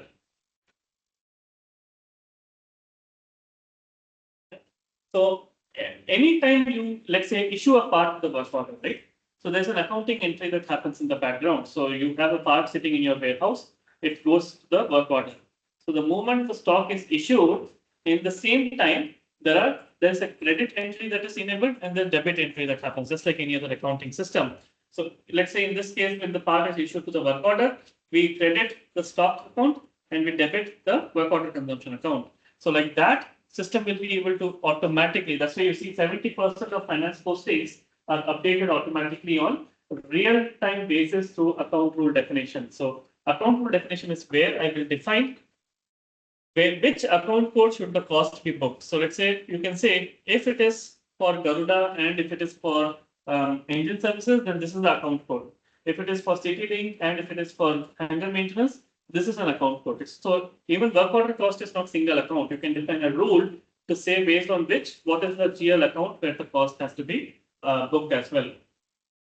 So like that, you can create account code rule definition for purchase of items where you can have supplier systems account, your supplier prepayment account, even taxes. So if you have a tax code, where should the tax cost be registered? Similarly on your inventory, so stock account, stock in transit accounts, stock with repair agency account, stock lost. Sometimes you do cycle count and your stock is adjusted. So all of those stock accounts, manufacturing, sales, and maintenance. So like that, you'll be able to do. And then you can also define your, now how is the cost calculated, right? So for materials, the cost is calculated based on the valuation method. So you remember I showed you previously valuation method as weighted average, FIFO, actual PO cost. So based on that, the cost is calculated for a material. And then you can also define if there are any overheads. So for example, if you have some maintenance overheads that needs to be automatically calculated, then the overheads definition can also be done here, where you can say what is your overhead percentage. So based on that, you can define the rules as to for each and every work order type, what are the maintenance, material overheads, same thing on the labor costing as well. So you can define labor rates, internal labor rates at an employee level. So saying each and every employee, what is their labor rates, or at a skill level. So let's say FM and power plant engineer. So this is a skill rate in which you are calculating your actual labor cost as well. So this way you'll be able to capture your labor costs, and again, just like material, you can also capture your labor overheads as well. All right. About this application for that, we are not able to change financial reporting. You can. Again, the thing is, if you use the full financial reporting, you will have to enable a detailed financial module as well. Our anticipation is because you already use SAP, we'll be able to, so we have a full-fledged finance module as well. So, See, this we want to tracking of costs, between finance and material, so we can see it in the round. yeah, you can still see that, yes. We don't have to No, you don't. contract and set up. So you can see here, I mean, these are all the financial, Ramco Aviation Finance, right? So not just general ledger setup, but also any kind of reporting. So let's say, for example, your bookkeeping reporting or even financial statement layout. So all of these modules are still enabled within Ramco as well. And yeah, so these financial statements, if you have, so let's say, for example, you have some financial statements that you need to execute, like your income statement, trial balance reporting, balance sheet accounts, all of those costing-based reporting can still be generated from Ramco. Now, you can also run this report at a group company level, because while we had 3 companies, on top of it, you can have group companies. So while individual companies having operational, you can still execute a financial statement at a group level that does a automatic consolidation of all of the entities into one single reporting as well. So again, a very comprehensive and detailed framework available to do an entity of multi-companies into one single work package. So it's better if we also have 5 global one or by 5 module in Sorry? It is better if we have also FI module in our provide. Finance modules. It's an option actually. Yeah, so, yeah, it's an option, right? From a software standpoint, we have both the capabilities. One is we have an inbuilt finance, which can work completely with the modules what we are seeing. And the second option is we have APIs to talk to basically. So that's going to be your call. The name of call, right? Which option you may go to. Yeah, but people have access to the analytical and something like Yeah, the data will be in model. Yeah, And all of the, but the historical and transactional, we will read all of it in the code redundant. So from the maintenance and then the facing, the inventory, the stock, the valuation, all of it will be. perfect. Only by the end of the day, they will send like the interface from basically.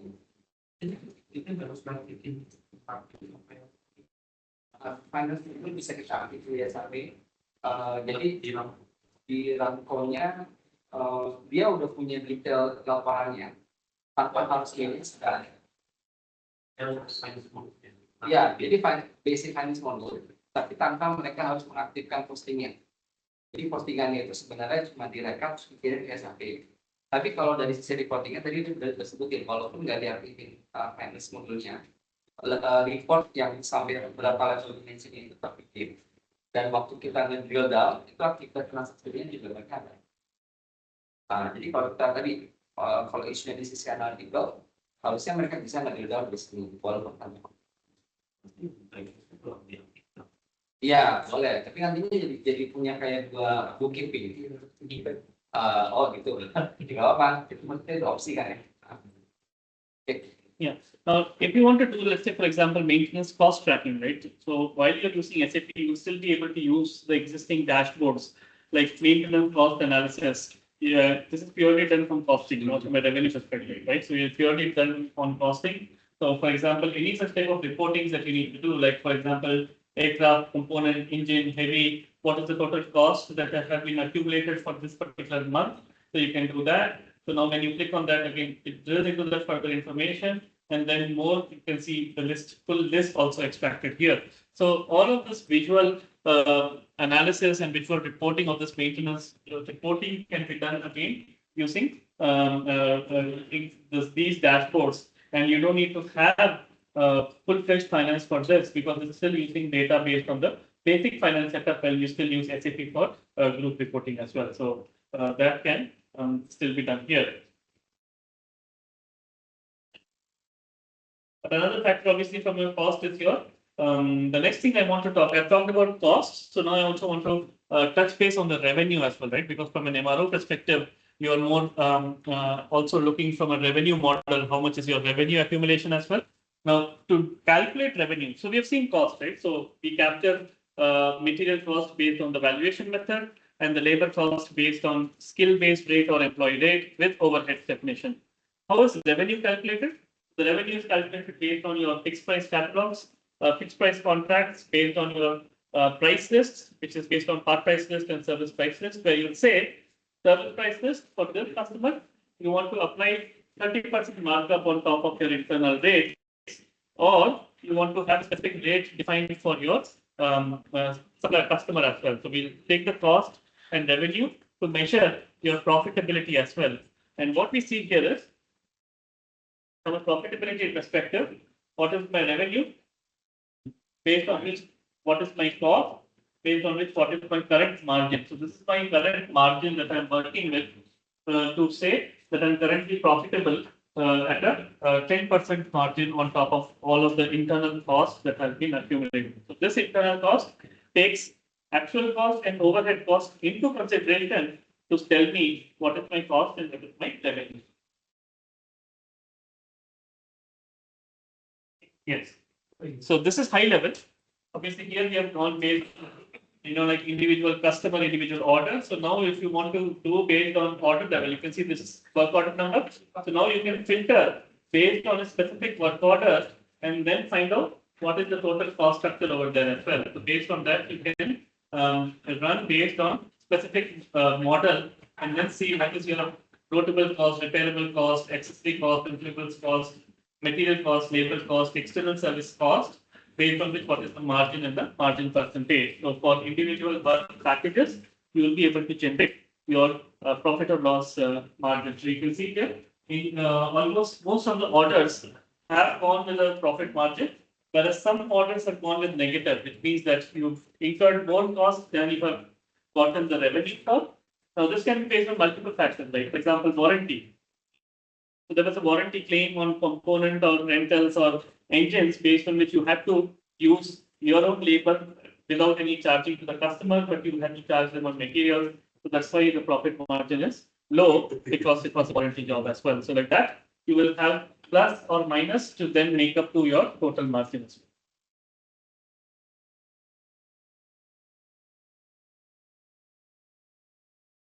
Is this clear?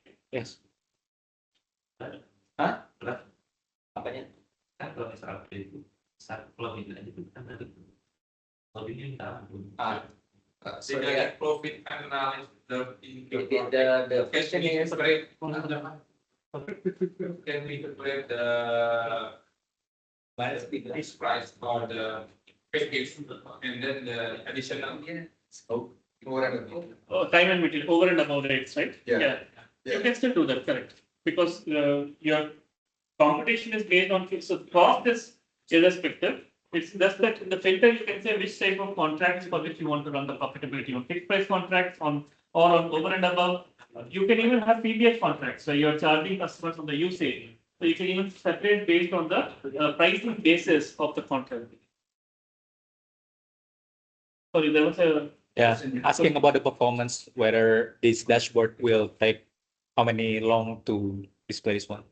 So what we usually do, right? In this case, we usually don't run this on our production data, because obviously that can create a lot of performance issues. So we take a data cut of 1 day before the production to then generate these dashboards. So that way your performance is not compromised. But then there are other dashboards, like you saw the engine visits, those work on real time. Now, depending on the kind of dashboard it is, some works immediately, like this launched immediately for me, and I'm able to drill through. Some will take a bit of time, but again, most of the standard dashboard runs with 45 seconds up to that time to sometimes get the data required if it's a long range filter that I'm doing. It's going to be a delta refresh. So basically, if the already data is smooth, then the next push is going to be only the delta. Only the Then you only delta. We're not moving the complete thing. So because of the delta refresh, the report server is pretty quick.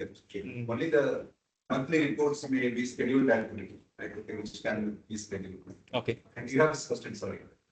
So there's a question for finance about the performance.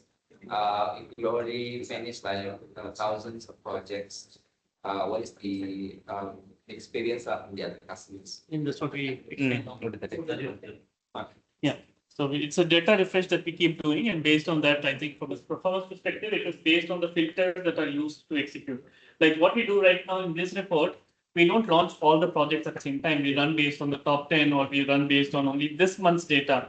And then you have filter on the top to say, no, I want to expand it. And then it takes its time based on the time during. If you want to run for 10 years, obviously that may have a bit of a longer processing time that it needs to generate these outputs as well. But if you are taking, let's say, 1 day before data cut from production to run these reports, then it's usually executed on an overnight basis, because then what happens until the next production cut, the data doesn't change, right? Yeah. So that's why we run a scheduled run maybe in the midnight to generate all these dashboards and keep it readily available.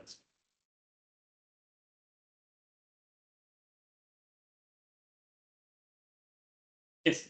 In this day, intern is only for the direct cost. It's possible to like the additional for the other stuff cost, maybe like fixed cost. We want to settle to the every project. It's possible. Yeah, you can.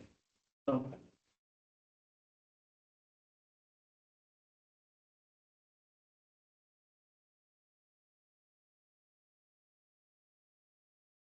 yeah. See, again, each and every contract will have a sale type. So that's where you'll be able to select which type of contracts you want to run this particular podcast, this particular reports as well. So you can select the fixed price, time and material, over and above PPH, which kind of contracts for which you want to run this forecast. So you can use the filter criteria to filter that particular data out. That should not be a problem.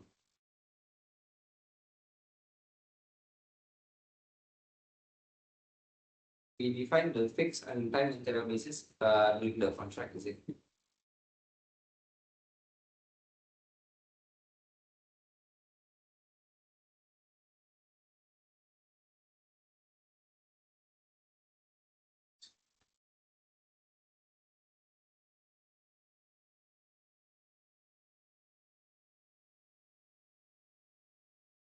You can see the sale time is where you can determine whether it's a PBH time and material or fixed price. So you can use the sale time as a filter criteria to generate the reports based on this.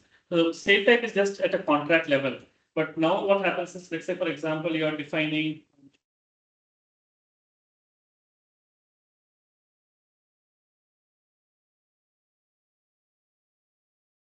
Let me take this example, right? So now what happens is, when I define all of the, let's say this is the component maintenance contract, okay? Or engine maintenance contract for aircraft, you will be able to define what are the parts of the aircrafts that are going to be covered as part of the contract. And at part of each part level or at a work scope level, here you will select what is the pricing basis, whether it is usage based, which means it's PBH contracts for your customer, whether it is time and material, which means it's on over and above, whether it is fixed price by work unit, which means each and every task or work scope will have a fixed price, or fixed price by object, irrespective of what work you do. For this part, this is the fixed price. So fixed price by object is at a part or aircraft level, whereas by work unit is at a work scope level. And then you have, in case of defense contract, you have cost plus framework or cost reimbursable based on which you'll be able to set up. Yes. Can be the customizing for the scenario pricing basis.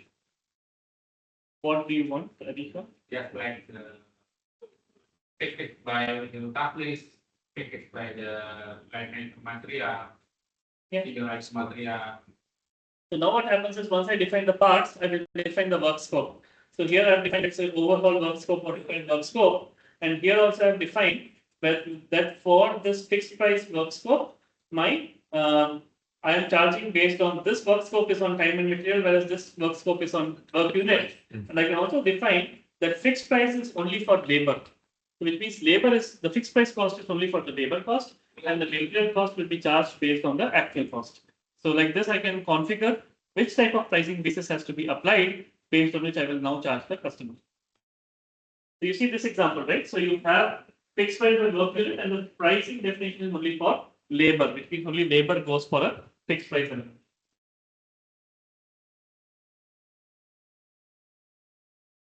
Okay. So this is how the revenue gets calculated, the fixed price, the time and material. So this is how I will calculate the total revenue, and based on that, my profitability analysis is also done.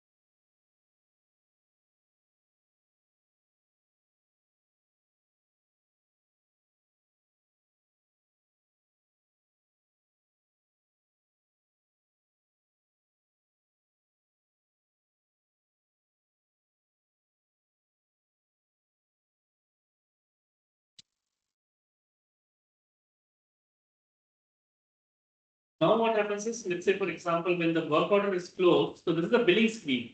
So this is where, based on your contract, based on your actual execution, you will receive your invoice, which is ready for billing. Now what you can see is, here is where you can see that the top document is a customer order. So a customer order is created, under which the primary execution document is a engine work order for the CFM engine, CFM 7B engine.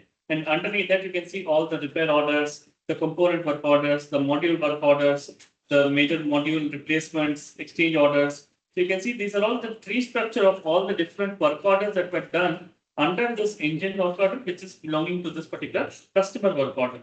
And you can see here what it does is it takes invoice basis as a code, and now you can see in the pricing summary.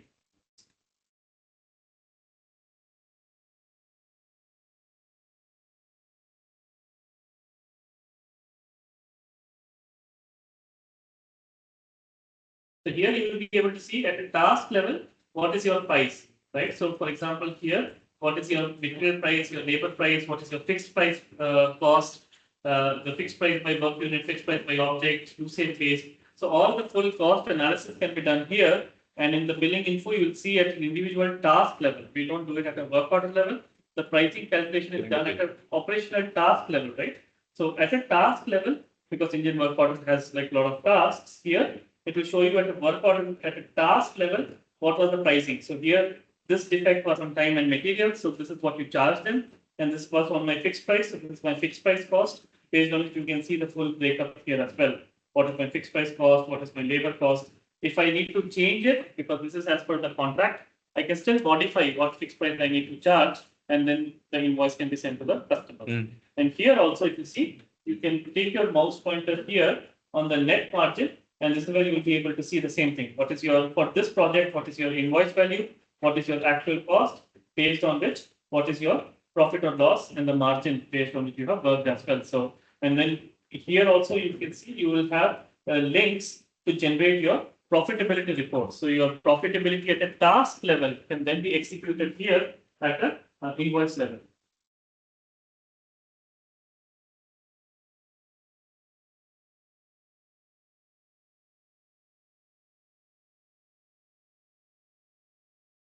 It's a good time.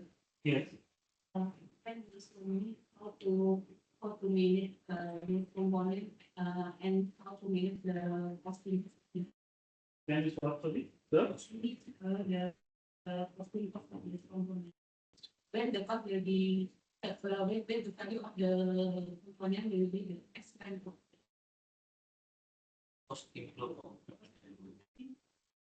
I mean, let's say we purchase a component, but then this component will install to the aircraft. After install, remove, then repair. Then the carrying of the material will be expense. Expense of your thing. Okay, so that's also a good question. So when we define the part, right? So one thing we saw in the part master is the valuation method. I'll go back to the part administration module.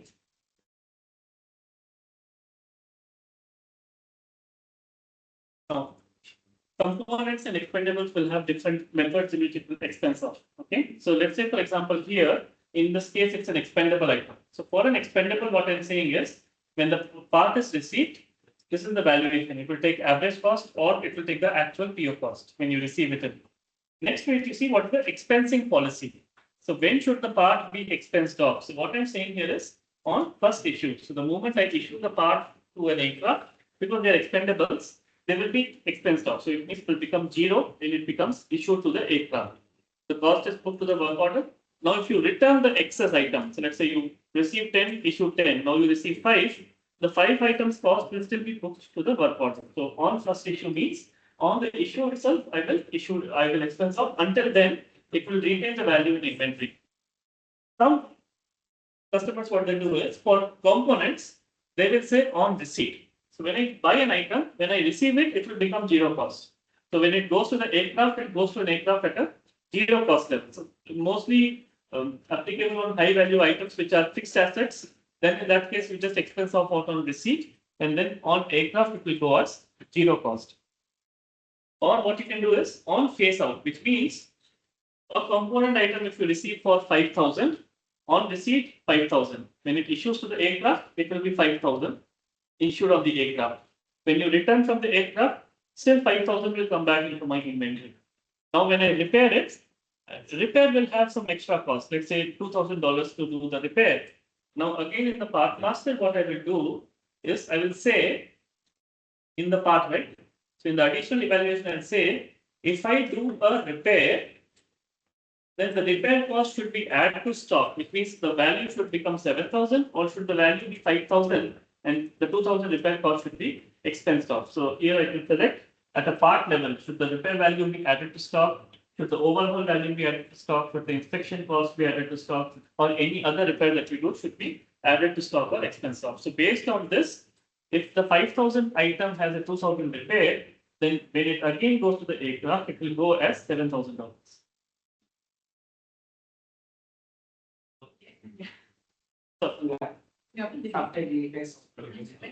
And then what happens eventually when you retire the asset or you phase out an asset, that's what this is saying, that on phase out, which means when you scrap an item, then the value will be expensed off. Until and unless it is not expensed off, the value still remains in your aircraft and in your inventory as well. Part number or this part the individual Part type. So we call that serial number. No, this is at a part level. Each serial number will then inherit the same property. Same. To remain in different way. No, same. Policy. Is policy. So if a part number is saying on first issue, then every serial number or batch number will expense on first issue. We cannot do that. Okay, some batch will be first issue, some batch will be phase out. Then that creates a very accounting irregularity, right? So that's the reason why we always maintain it at a part number. Yes. This is like per material, right? Per material. Per material. What finance does is usually they define rules based on type. And we will then create a template based on the type. So I'll show you how that also looks like in our standard implementation, right? So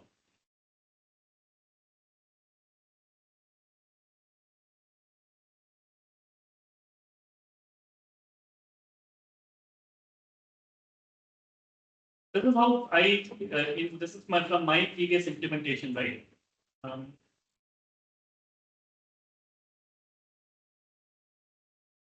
So this is how the finance, so what I did is sit with finance and understand that for each part type and part account group and part category, what should be my controlling properties?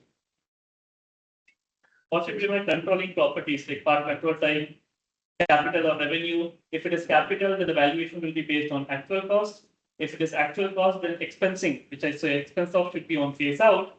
Whereas if it is non-capital, and if it is weighted average, then on first issue, the moment I issue a part to an aircraft, the part value. So this is the actual part template that we created. So this is how another MRO based in Asia managed their operations from a Ramco financial perspective as well. So this is just to give you some perspective. You need not follow the same thing, and we will understand with you what you need. And based on that, what we do, right? We create template part numbers for this. So now when GMF tomorrow is creating a new part number, so there will be a template name for each of this combination. And when they're creating a part, they'll just provide the template, get details, and system will automatically fill all the details. And if finance have told, let's say if it is capital, it should be only on phase out. If someone changes to first issue, the system will stop because you have decided that for a capital item, expensing should only be on phase out and not on first issue, because then it will create accounting problems for you. So we will understand what your accounting need is, and based on that, control the system as well. It's or Editable, but when you do this, there are existing parts in the system, right? That gets impacted. So that you can change the template, but if you want to change, so that will only apply for new parts that are created after that. For existing parts, you can still do this. We have a part data change transaction where you can say, okay, today it is on first issue. I need all the parts in my system to be on phase out. The system will tell you all the serial numbers, where they are, what you need to do to change it. So that's a process that you need to follow. The problem between that's happened. Because there's a recalculate now. It be changed from weighted rate to actual cost. Then you run a re-evaluation process. So you run an inventory re-evaluation to re-evaluate the inventory based on the new valuation method as well. So today, if it is actual weighted average, you want to change it to actual cost, you run a revaluation. So that will find out the actual PO cost and based on that update the value. But then that will also update your GL accounts and your stock accounts with the value which is changed. So recommendation is you will always have a test bed which is having real-time data. So you run it on test bed, see how the impact is, and then do it in your actual production system as well. But what you're saying is not something new. Happens every day. So as long as it is simple as just changing the valuation. If you want to change the base currency after 2 years, then that's a project in itself. So yeah. Yes, so this again, costing, just purely from a costing perspective, whereas contract and customer order is from a revenue perspective. And based on that, I will be able to run my final billing click process, and that will now send the invoice to SAP to now generate the AR invoice and send that invoice to the customer. So Ramco is doing the heavy building for you. So Ramco will do the calculation based on contractual terms, based on work order, and then SAP is purely just generate an invoice and send it to the customer, and then do a cash receipt. Now, when you do a cash receipt, we'll still update that in Ramco because we still want customer order to be closed. Send the interface run. It's in the Do we have any credit management feature in Ramco? Yes, we do. Oh. So in the customer master,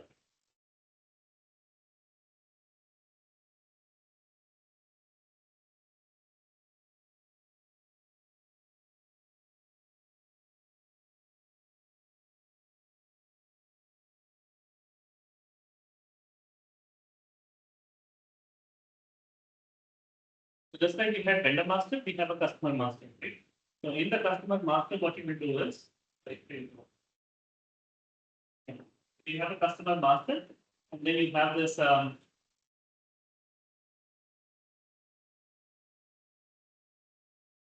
you can say what is the credit check, whether the credit check needs to happen or not.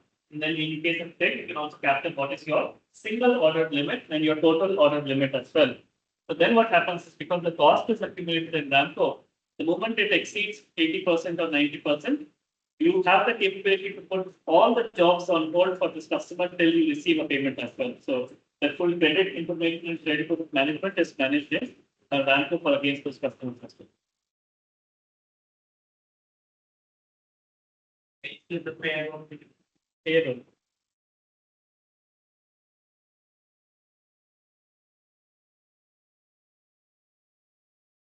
So we have the electronic invoice processing. So AP itself, we can have multiple ways in which you can set up automatic invoice. So the first method we use is OCR.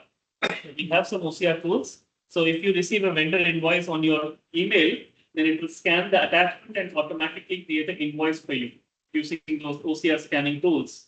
So we use multiple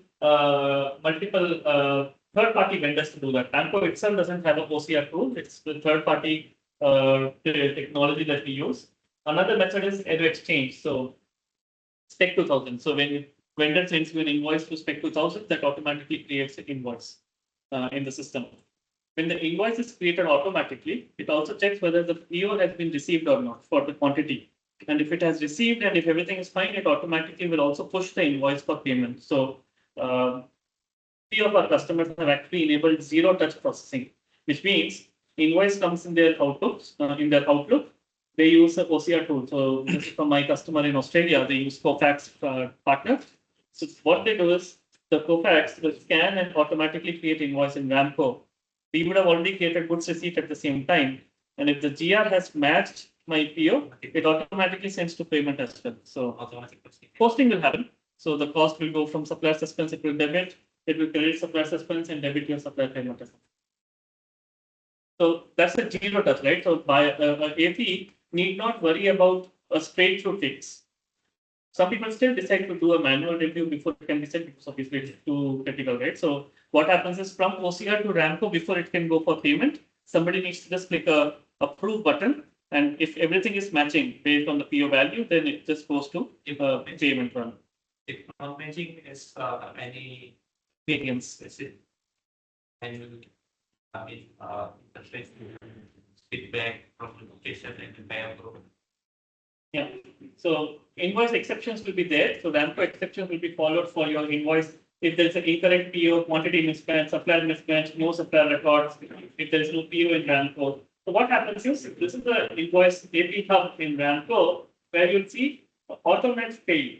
The automate fail will show you all the invoices which has failed your automatic matching process because invoice is saying 5, but we only received 3.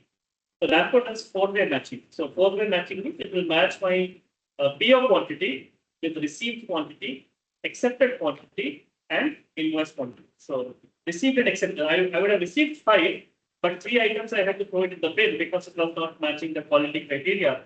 So I do four-way matching. PO, received, accepted, invoice. So all the four should match. Only then it will go for payment. Until then, the invoice status will remain as automatic pay. If not, it goes to the buyer. So the invoice will then be sent to the buyer and they will have to record the variances, right? So maybe you want to modify your PO because the cost was actually correct. Or you want to just change the invoice and then the invoice will go for multi-level approval to get the invoice variance approved as well. I mean, there will be facilities you best rate between effort and payroll given. So can you repeat that? Like this, if there's a discrepancy in the price, voice will be more. Actually, it's much better. So just have to update the price, but how to tell them if there is a difference? So when there is a variance,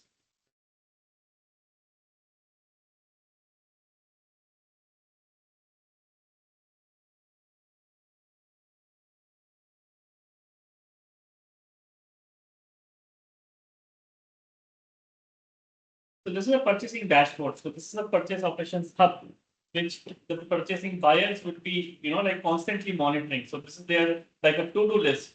And whenever there's a price variance for that buyer against the PO, what system will do is you can see here, it will say you invoice pending with buyer in this particular term.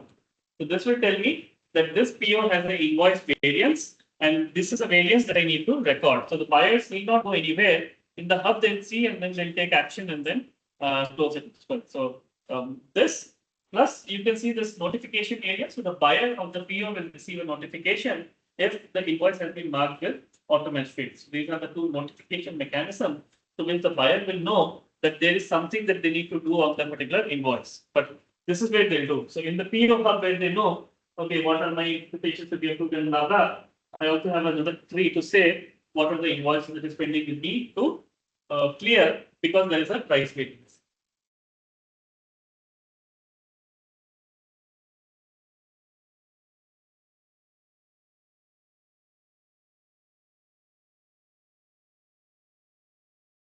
So against this PO, what I can do is I can look at the invoice. So that's mean actually, if the tax, that would like. Yeah, every role. So every role, yeah. So every role has a dashboard. So this is the accounts payable hub. So I'll show you the accounts payable hub. If I have to be honest, this is my favorite hub in entire Ramco as well. So again, a very neatly designed hub where you can see all the invoices, that are following the multiple stages as well. And you can see there's a different flag. So invoice received this when you have received an invoice from OCR, and Ramco will allow you to raise an invoice even if you have not done a PO or a GR because you have received. So we need to capture that we have received an invoice. And then receipt pending. So when you receive an invoice, Ramco will know that there is no receipt for this because sometimes the supplier does this, right? So they ship the part and send the invoice on the same date. It takes 2 days for item to receive, but you have received the invoice 2 days before them. So system will classify them as a receipt pending. And once you do a receipt, we should check whether there is any open invoice for that. And if it is there, it will change it to receipt completed. It means that the receipt is completed. And now this will go for approval. So this is the approval process where there are 96 pending approval, under authorization, ready for authorization, order amended. So there is an order that has been modified because of a variance. So order amended is showing that this is amended, and auto match failed is the one that tells you that yes, there is a matching failure between the invoice and the PO, and then the pending buyer action, which means that 5 POs. You remember we had 5 POs there. So 5 POs are pending buyer action, and then there are 17 invoices where the payments are also currently held, or you have put the payment on hold because of some reason. What about the tax planning? Advance recording. Sorry. Yes, in advance. Tax and advance payment. Which one? Advance payments. Advance payment. So that's a prepayment. Yeah. Prepaid. So again, in the invoicing, what we do is we have a prepayment transaction where what you can do is in the PO you can capture whether prepayment is required or not. Let's say you say yes, 20% of the PO cost is prepayment, and against that what you can do is you can create a prepayment voucher. Now when you record a prepayment voucher, you can use this prepayment voucher to finish off your other PO. So when you receive the final invoice, it will tell you that this is the prepayment voucher which is done. So the remaining 80% is what it will then send to the invoicing. So the prepayment is the process which will have the complete advance payment process built in. So you can identify it with the PO, or even if you have not identified, you can still create a prepayment voucher, link it to a PO, and based on that, when you receive an invoice, it will knock the value of it. Isn't it just for comment because maybe our supplier doesn't send us the final invoice. So the advance payment still open because there's no final invoice. GRNI, right? So goods received but not invoiced. Correct? Yes. So that the one way to do that is supplier suspense account. So when so what happens is when you receive a goods, the cost of the PO is posted from stock account to the supplier suspense account because you are pending invoice. The moment invoice is created, the supplier suspense account gets knocked off and posted to the supplier payment account.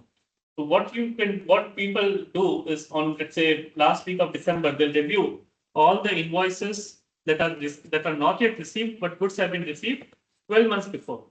So then they will manually review that, and based on that, they will say whether they want to knock the GRNI balance off, or GRNI is nothing but goods received not invoiced, or they want to retain that value. So if you want to knock it off, then you just create a journal voucher, a JV, manual JV, to knock those invoices out of Ramco to maintain a healthy balance. Otherwise, what happens is your balance keeps growing as well.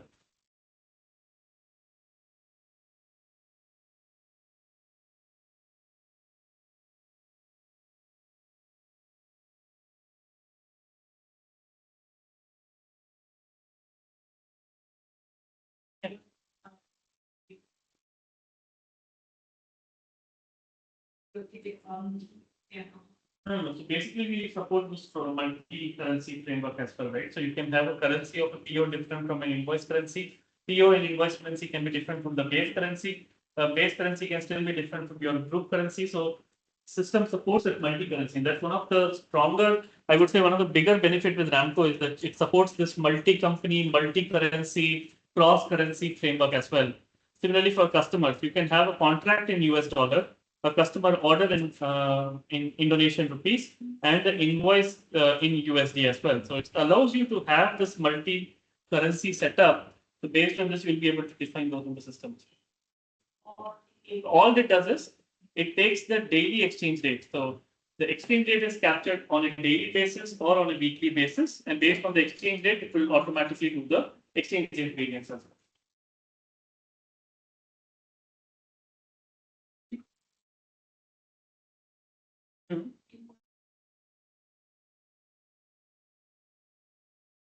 In some amount, and then we pay.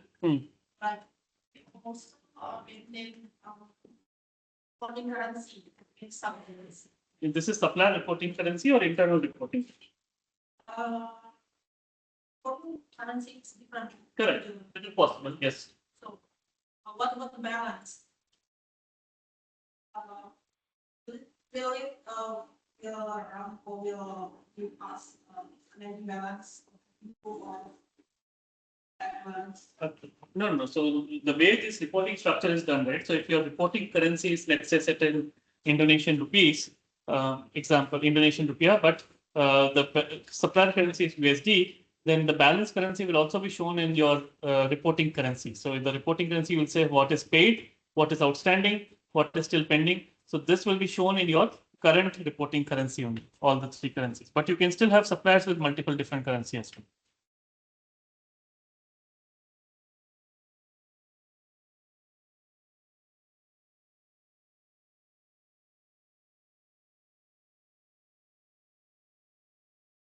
Is that a good thing or a bad thing?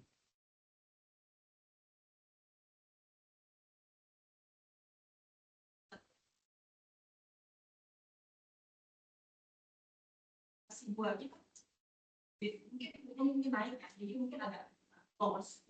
Somehow di yang sesuatu kita untuk kita bisa menciptakan versi dua harusnya bergerak naik. Saya nih maksudnya translation difference, translation differences here.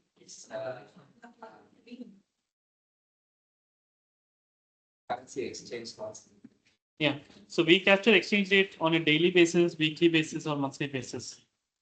It is automatically captured from the exchange rate accounts, or you can manually feed in as well based on volumes. Maybe they are asking the reports on how to get lost of the impact of the changes.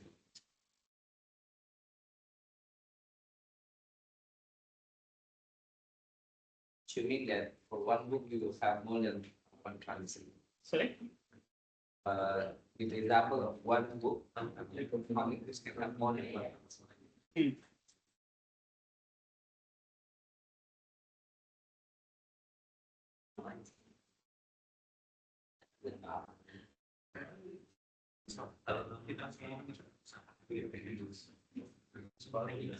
What I can do is, can I just park this question?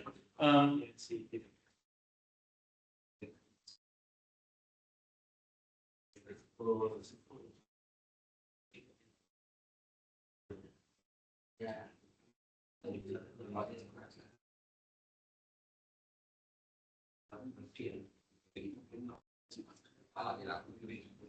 What we'll do is we'll just park this question. I will also take this through my finance COE Yes, team yes. as well, so they can review and get back. Yeah.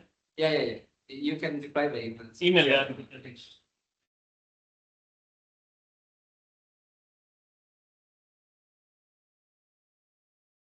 Yeah.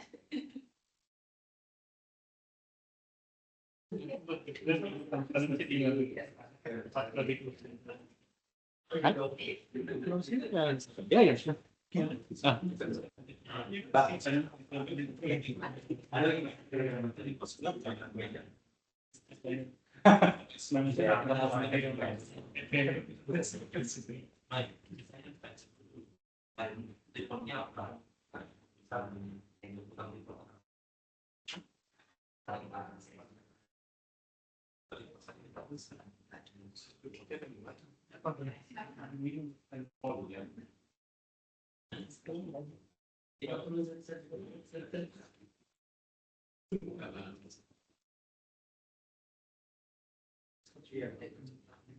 that's it. Hey.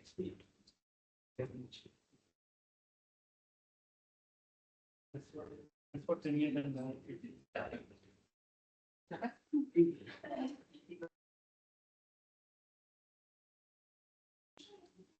Any other questions that you have? Before we carry the demand defense.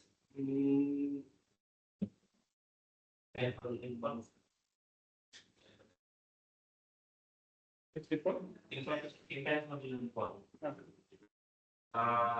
Scenario to make the reports. So,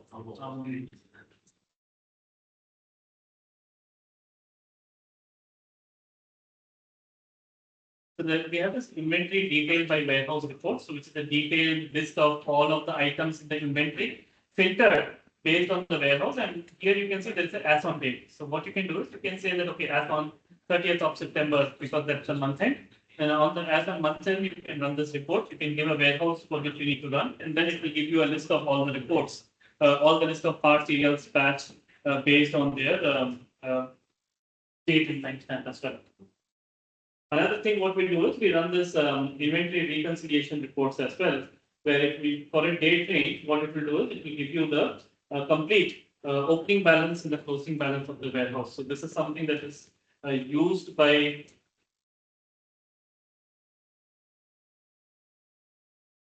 Also show the GL number Yeah.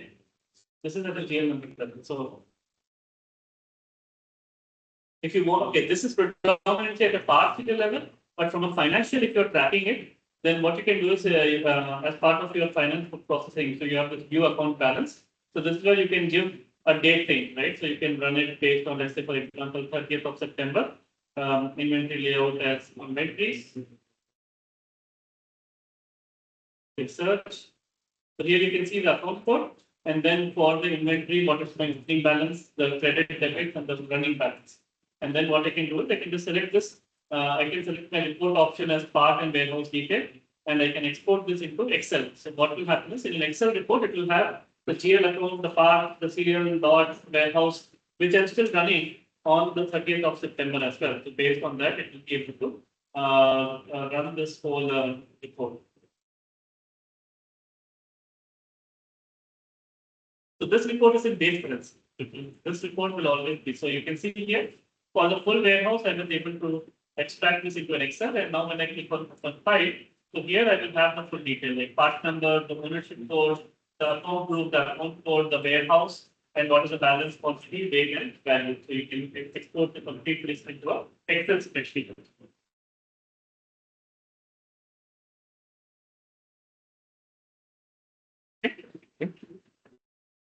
And then just a standard here. In case if you want to add more, then you can obviously add more details and then configure this report. But I think this report does a very good job of showing everything that we need at your level.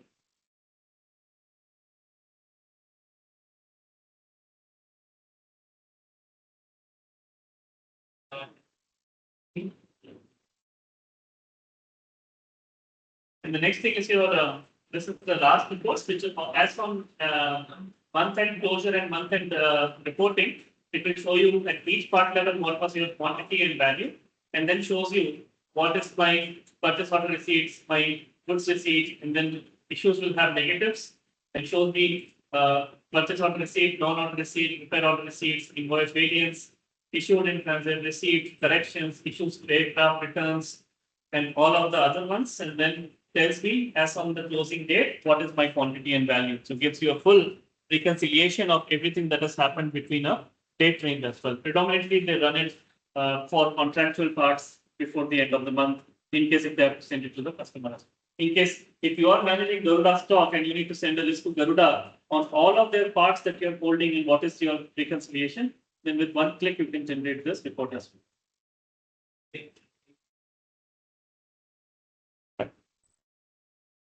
Bye.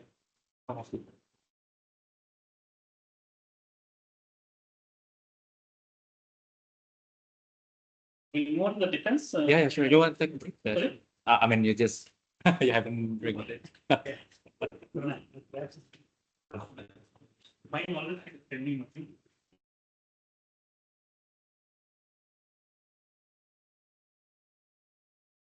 I always get this bad first.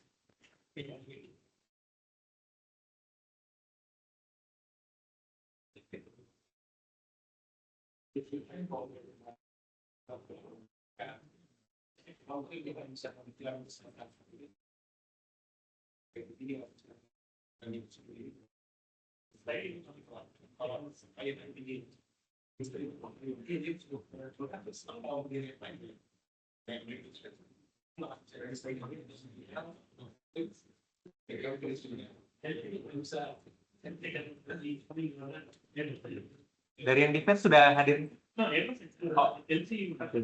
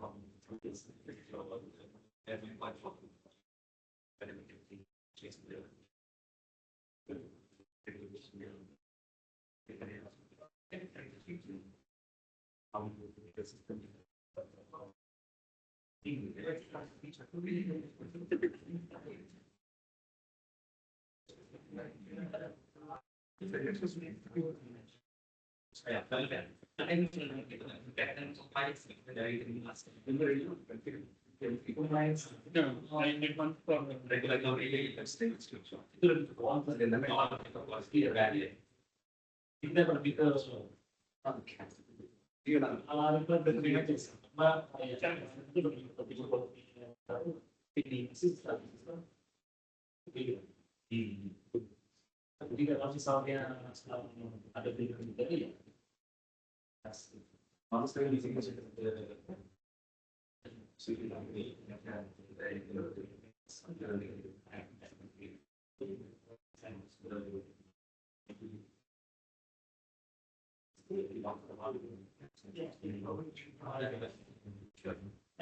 Yeah.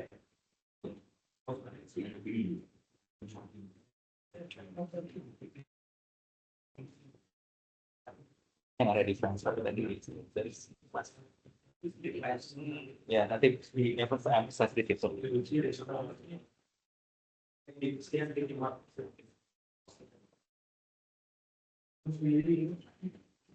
Alright, so. dulunya dari procurement dulunya dari procurement oh yeah, right, there's also a finance specifically Defense, Yeah, defense. yeah. And what's your, just can you give a brief about what is your defense exposure? Okay, I'm already from supply chains, especially from procurement for defense industry. What we're doing is similar with the commercial side.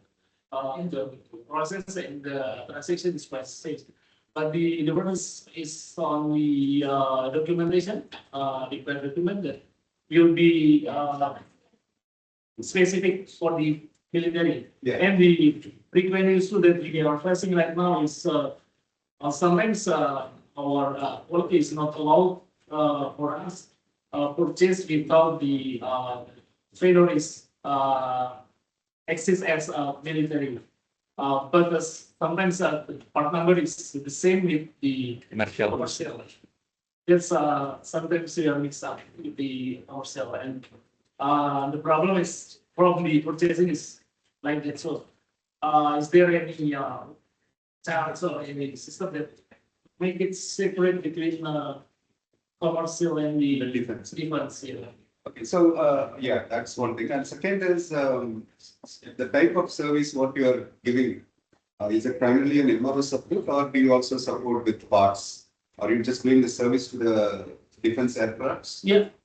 Yes, only for the defense. We are, this my team is from purchasing, and I am also handling for the planning and subcontracting. Yeah.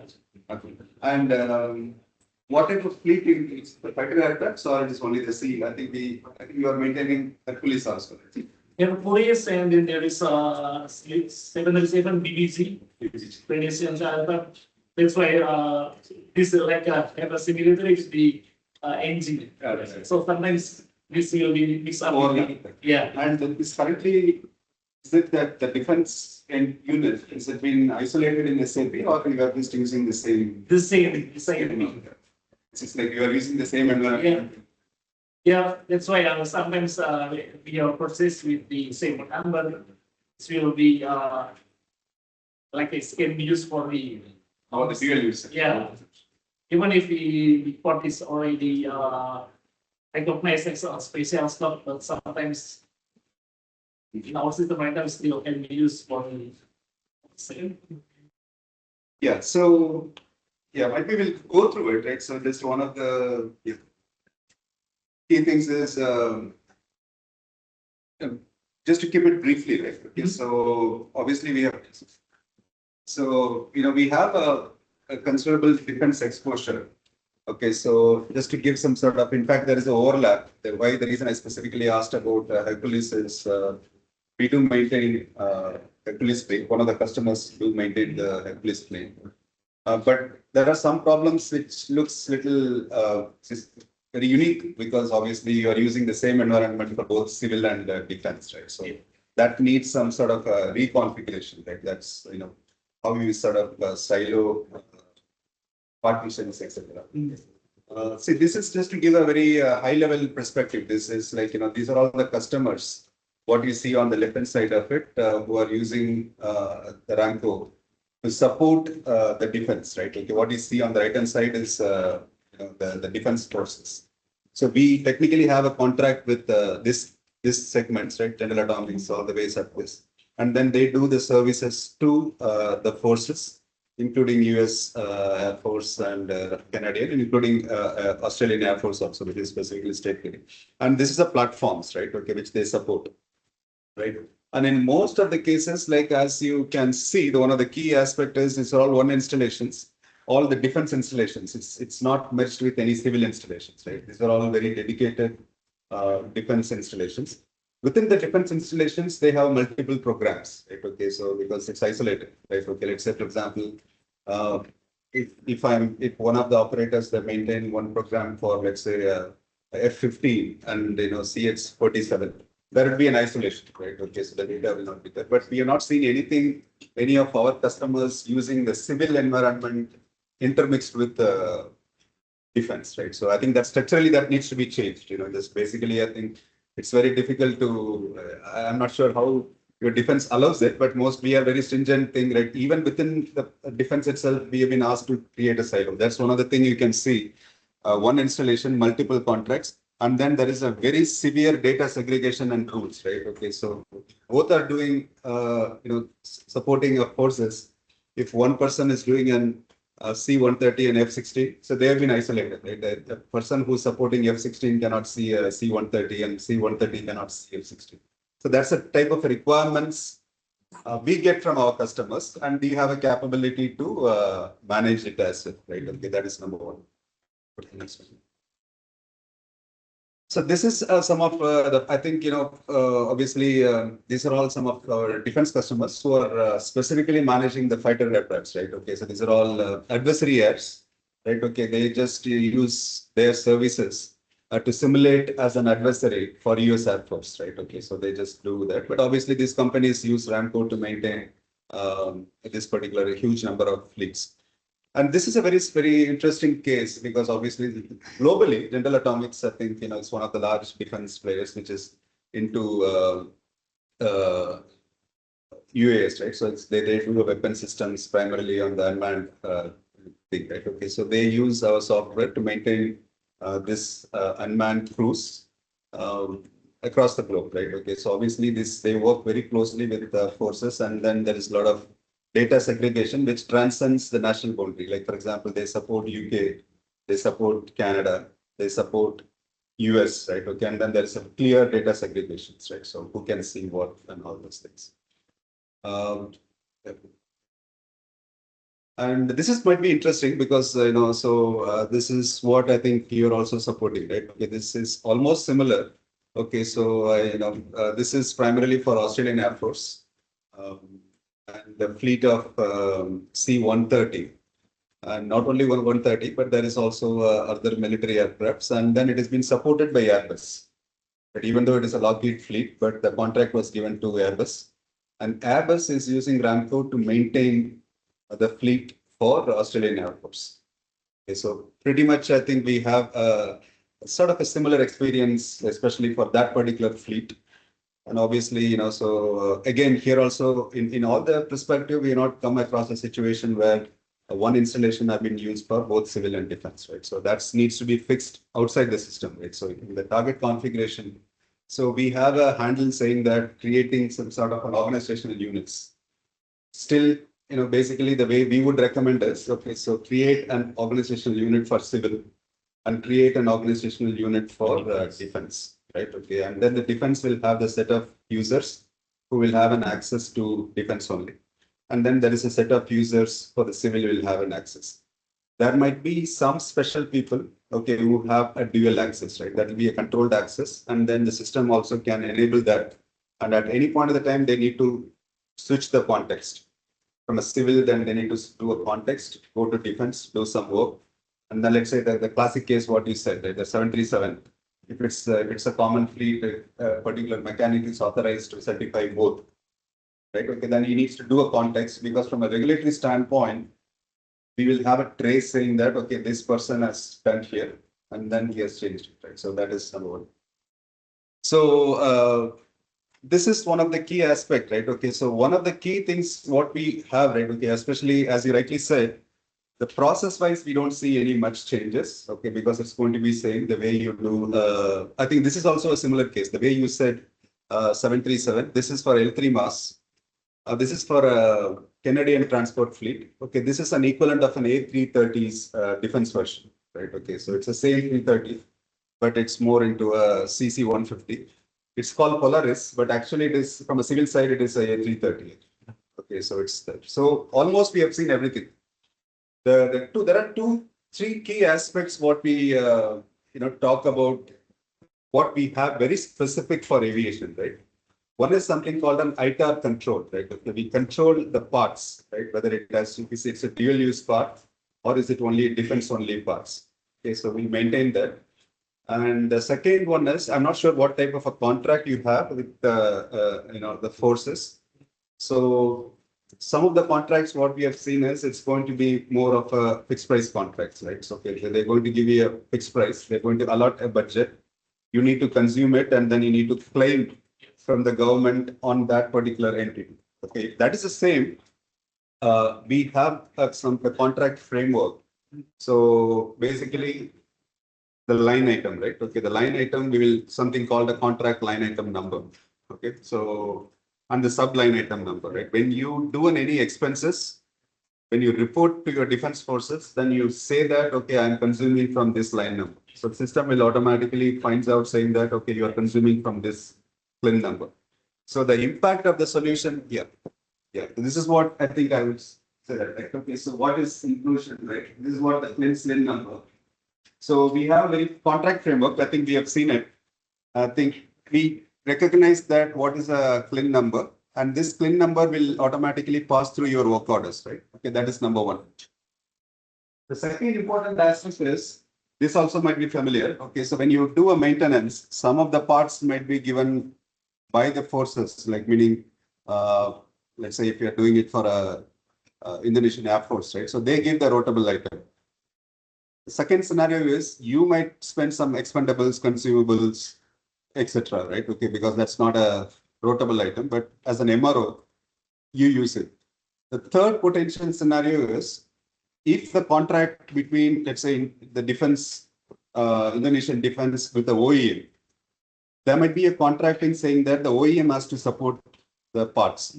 Okay, so now technically what's an impact is, as an MRO, you are having three different type of parts you have it, right? One is the customer owned, that is your Indonesian Air Force. The second is OEM is providing on behalf of Indonesian Air Force. And third is your material.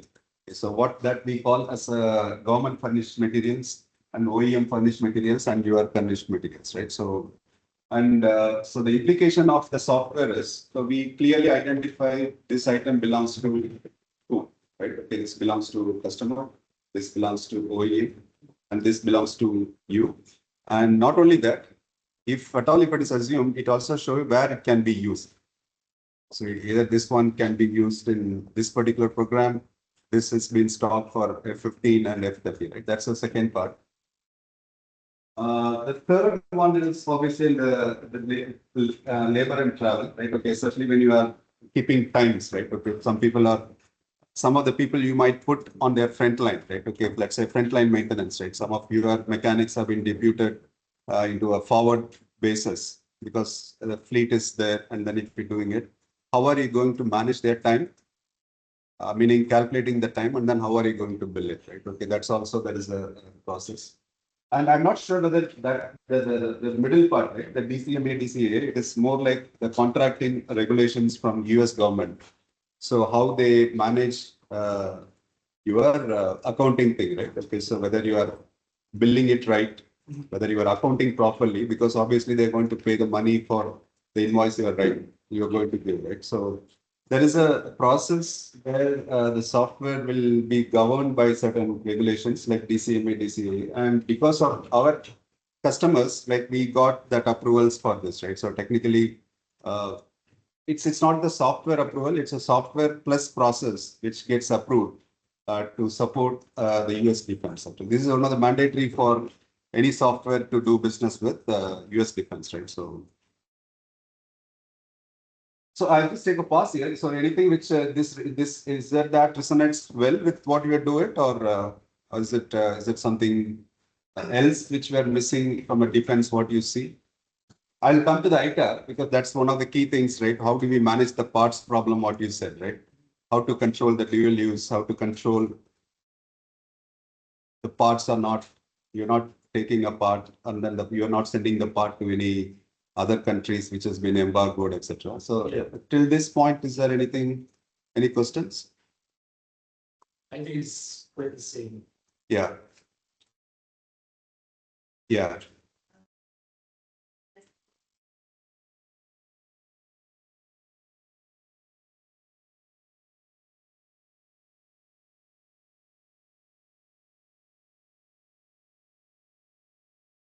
Yeah, this is one of the compliance, right? Okay, so this is like if you see it, we are compliant to DCMA and DCAA. System. In the system, how to segregation. Correct. I think these are the layers, right? Okay, these are the system layers. Like, okay, how do we do this? To enable this, we need to maintain certain attributes, like starting from the contract. So let's say when I enter, let's say for example, you are entering a contract with, let's say any forces.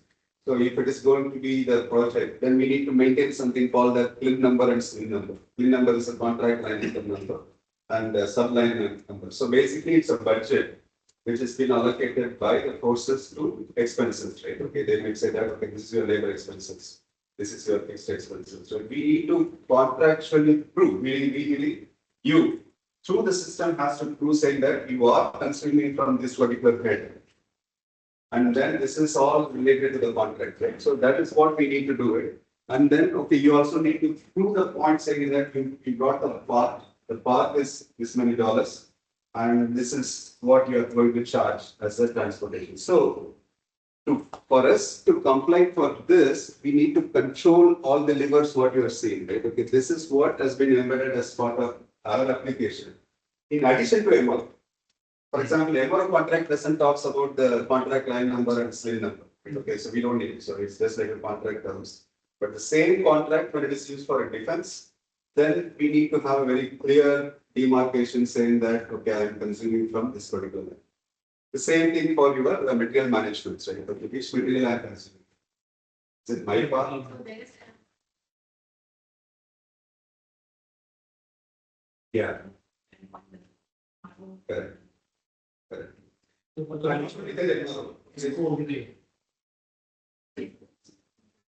Yeah, the first bit what I'm saying is right, okay, the between MRO, our recommendation is ideally it should not be operated in the same instance. So that is the first point, right? Okay, so I think that you not seen so far. Okay, I'm just moving out, the civil and defense has to be part of the waste. That is the first instance, right? So, Yeah. because that's an ideal, because that should be, when it's a part of it, that should be a clear segregation. Yeah. Okay, so either it can be digital segregation or let's say, for example, the segregation can be brought into 2 or 3 ways, right? The physical segregation can be 2 different servers, right? Okay, so this is a server, this is a server. And I'll tell you the reason why it is, because when we do a defense, right, okay, overarching, even the environment, what we post as a cloud, it's a different actually. We cannot post, let's say, Azure. Azure has a different cloud installs, right, in US and in other places. If at all, if it is a defense establishment, we cannot post it to a normal Azure or AWS cloud. It has to be certified by a federal. Meaning, the people who are managing that particular cloud should be the local residents, right? Okay, there should not be any exposure. So there's a lot of rules. Right? This looks like an exception. Right? I'm assuming that separate. The person in I wouldn't say cannot, right? Okay, that can be a little more controlled actually. So can you, let's say for example, can you go back one slide? So, not yeah, right. Okay, so it has to be controlled. Now it looks like it's a free access, right? Now why? In the sense like, okay, if you, let's say you have an access, right? Okay, there's an environment for defense, and then there is an environment for civil, right? Mostly, okay, everyone, it's totally, it's compartmentalized, right? Nobody can access it. But there may be a scenario where there is a need for certain employees to work on the both the systems. Yeah. Classic case is what we are saying that it's a 737. The 737 civil can be certified, and the same person can also work on the 737 defense version also. In that case, what we will do is that particular person will have an access to both, but he will have a system will track a clear demarcation saying that at what time he has worked on this environment and what time he has moved to this environment and what are the aircrafts he touched. Be very controlled. Not everyone can do that. Like all the materials, right? The dual use parts, right? Okay, let's say there might be some 737 parts dual use. So it will be segregated, but there is when there is a need, you can see, right? But obviously, let's say the defense can see that there is a situation where the aircraft is grounded. And you can see that, okay, the civil has it. Obviously, to move that part, there is a process. Okay, so meaning, yeah, okay, I need this part. This part has been moved from an MRO with the right certifications, etc. Because obviously, the part what you have from civil, it might have an FA tax or let's say your local regulatory tax. So once that part is moved to your instance, then obviously the inspector, the defense inspectors has to verify it, put some serviceable tag. Then it has to go to your defense thing. So that's what we would recommend having clear configurations and the segregation of rules.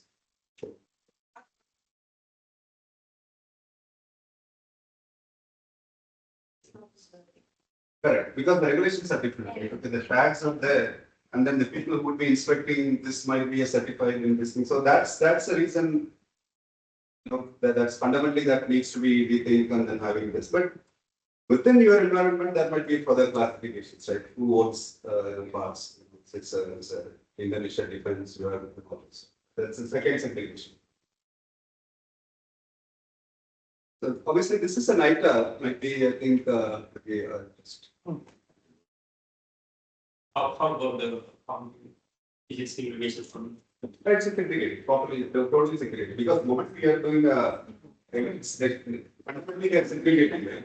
Everything is segregated. Let's say, for example, even the materials are moving here. I'm accounting for, let's say, for example, that MRO now has to be treated as the MRO has to sell at certain value, and then it has to be received by the defense at certain value. The values can be different, how we extend it, etc.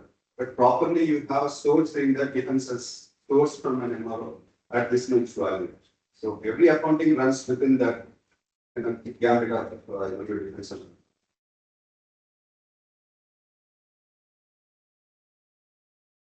Company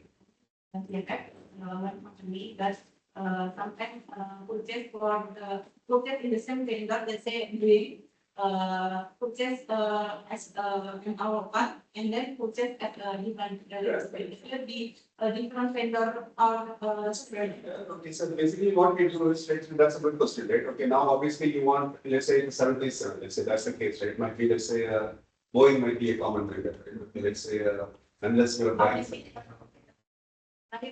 supplier. So let's say you are buying some certain parts or an APU parts which is common between two aircrafts and all that stuff. Like there will be regulations at the supplier at the top, that is unique. right? Okay, so we have common, okay, so common cage stores and then common cabins, common, etc. But now what you can do is, okay, so that is something because these two units are two different OUs, right? Okay, the defense is one OU and another OU. Then we can authorize saying that can use this supplier for both. Okay, I can say that, yes, okay, this is it's a Boeing, okay, let's say I'm taking this a case of an Honeywell. Okay, Honeywell is, which we are using in both, right? Honeywell, can I use it in MRO? Yes. Can I use it in defense? Then you can flag it. Then the same supplier will be available in both the OPs. Now let's take another scenario. Okay, now there is another supplier ABC. It is not certified for defense, right? If I'm just taking some local supplier, it is not a defense supplier. And let's say you are doing something MRO with this supplier. Then you can say this supplier should use only MRO.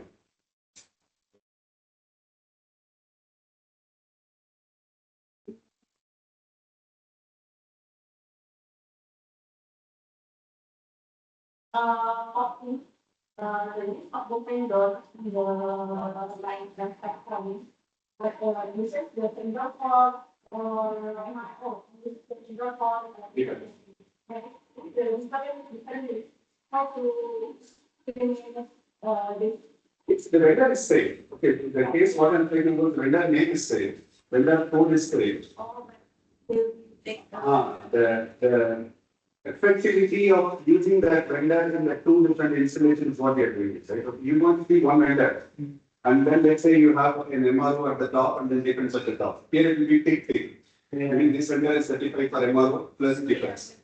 This setup on the system is Correct. the whole thing. Yeah, so obviously you've done the qualifications, right? Before your MRO check, yeah. So your MRO quality might have done some due diligence, they will do it that way. Right? From a defense standpoint, you will run through your own quality checks and then you can accept it.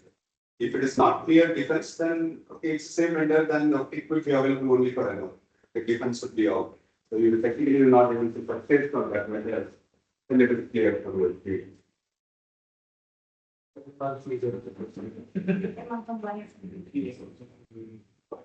Okay. So coming back to your point, right? So how do we manage the parts, right? Because it is clear, right? Okay, so how do we manage this? Because we have something called an ITAR control. Okay, so basically how do we control the use of parts in the defense environment? Okay, yeah, those are the police.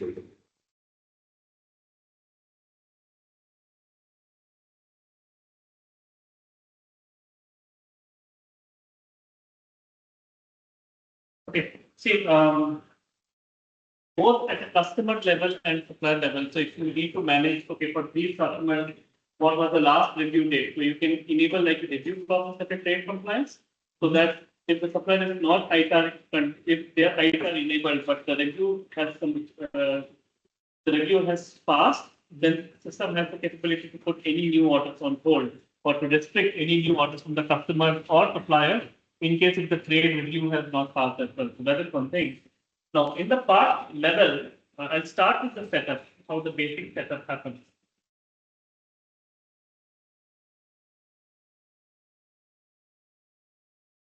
So we have a screen called as trade compliance information. Now, what this screen does is, let me get all the details. So here at each part level, you will be able to define all of the trade compliance information. For example, what is the country of origin for this part number? Because you need to have export licenses or export approvals to issue or ship these parts. So what is your country of origin? And do you need any external license to ship this part? So if you have any licensing requirements without which you cannot ship the parts, then the license requirement will be marked as yes. And then the ITAR requirement can also be marked as yes. Say that this item has an ITAR restriction. Now what this does is, whenever you're shipping an item, if there is an ITAR restrictions on this, then you need to ensure that all of those review process has completed before you have shipped the part. Additionally, you can also we also interface with GTM, Global Trade Management, to sort of get an embargo or a list of countries where the shipment of certain part numbers has to be restricted. So that information is stored in Ramco in real time from GTM. So there is a trade restriction part.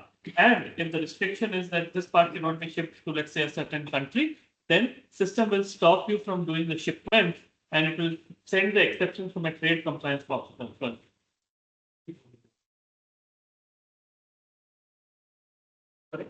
Please, go ahead, sir. Look at this on the item that data process item.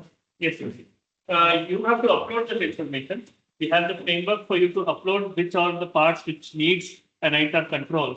Now, what this does is you can make, so this will essentially ensure that all of these parts are placed in a very dedicated warehouse where only few people with the defense clearance will have access to even see the visibility of the parts as well.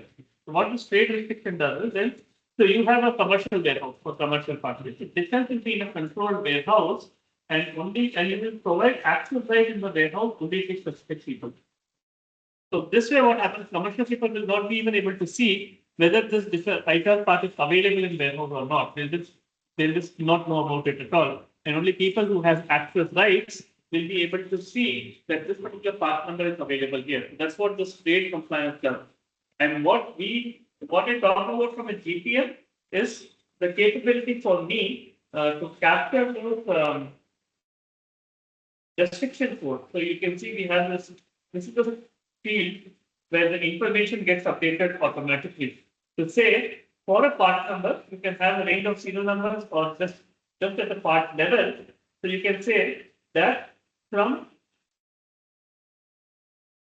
Indonesia to which country, right? So let's say here you can define that you need to have a restriction at the supplier level or at the customer level or general restrictions that you cannot ship. There is a restriction to ship an item from one place to another. And if you are shipping to that particular country, then what is the restriction code that has to be applied as well? So you have all of these restriction codes, and based on that, you can say what could be restricted for this code. So this is what happens is you will not even be able to create a transaction in case if you're shipping it to a certain country. And because this is the Indonesian government will have a tie-up to get that information in a trade regulation. So this information can also be interfaced using APIs to update this in real time. So you don't have to manually provide this data. And let's say you remove an item from an aircraft and you want to send it to a approved repair shop, but that repair shop is part of embargo. The system will give you the preventive measure. And where will you see these things? So we have a dedicated trade compliance dashboard as well. So here, so in this particular dashboard, you'll see all the items which are pending trade compliance data, which means that you don't have a trade approval to ship the part to that particular country. So you click on this and it will show you that against this repair order, you're shipping out this particular part number and serial number with this particular, you can see the export from an export to country. And based on that, what it will tell you, you can see all the previous history information. And based on that, what you can do is you can manually provide the trade, remove the restrictions if required. So let's say for this, if you want to remove the restriction, so you can click on the same link, manage part and trade restrictions, and then you can give an approval to manually remove the restrictions from this particular trade compliance documents as well. So this way, you can remove the compliance, provide the reasons, and then you'll be able to ship the part. So this way, effectively from an inventory, trade compliance bit acts up to ensure that sufficient people only have sufficient rights to ship parts to countries which is allowed to be shipped from a trade compliance perspective. Now you are talking about procurement, right? So how do you classify a difference between a commercial procurement and also based on a defense procurement as well? So what happens again is in our the PO framework. So let me just open up the purchase order screen.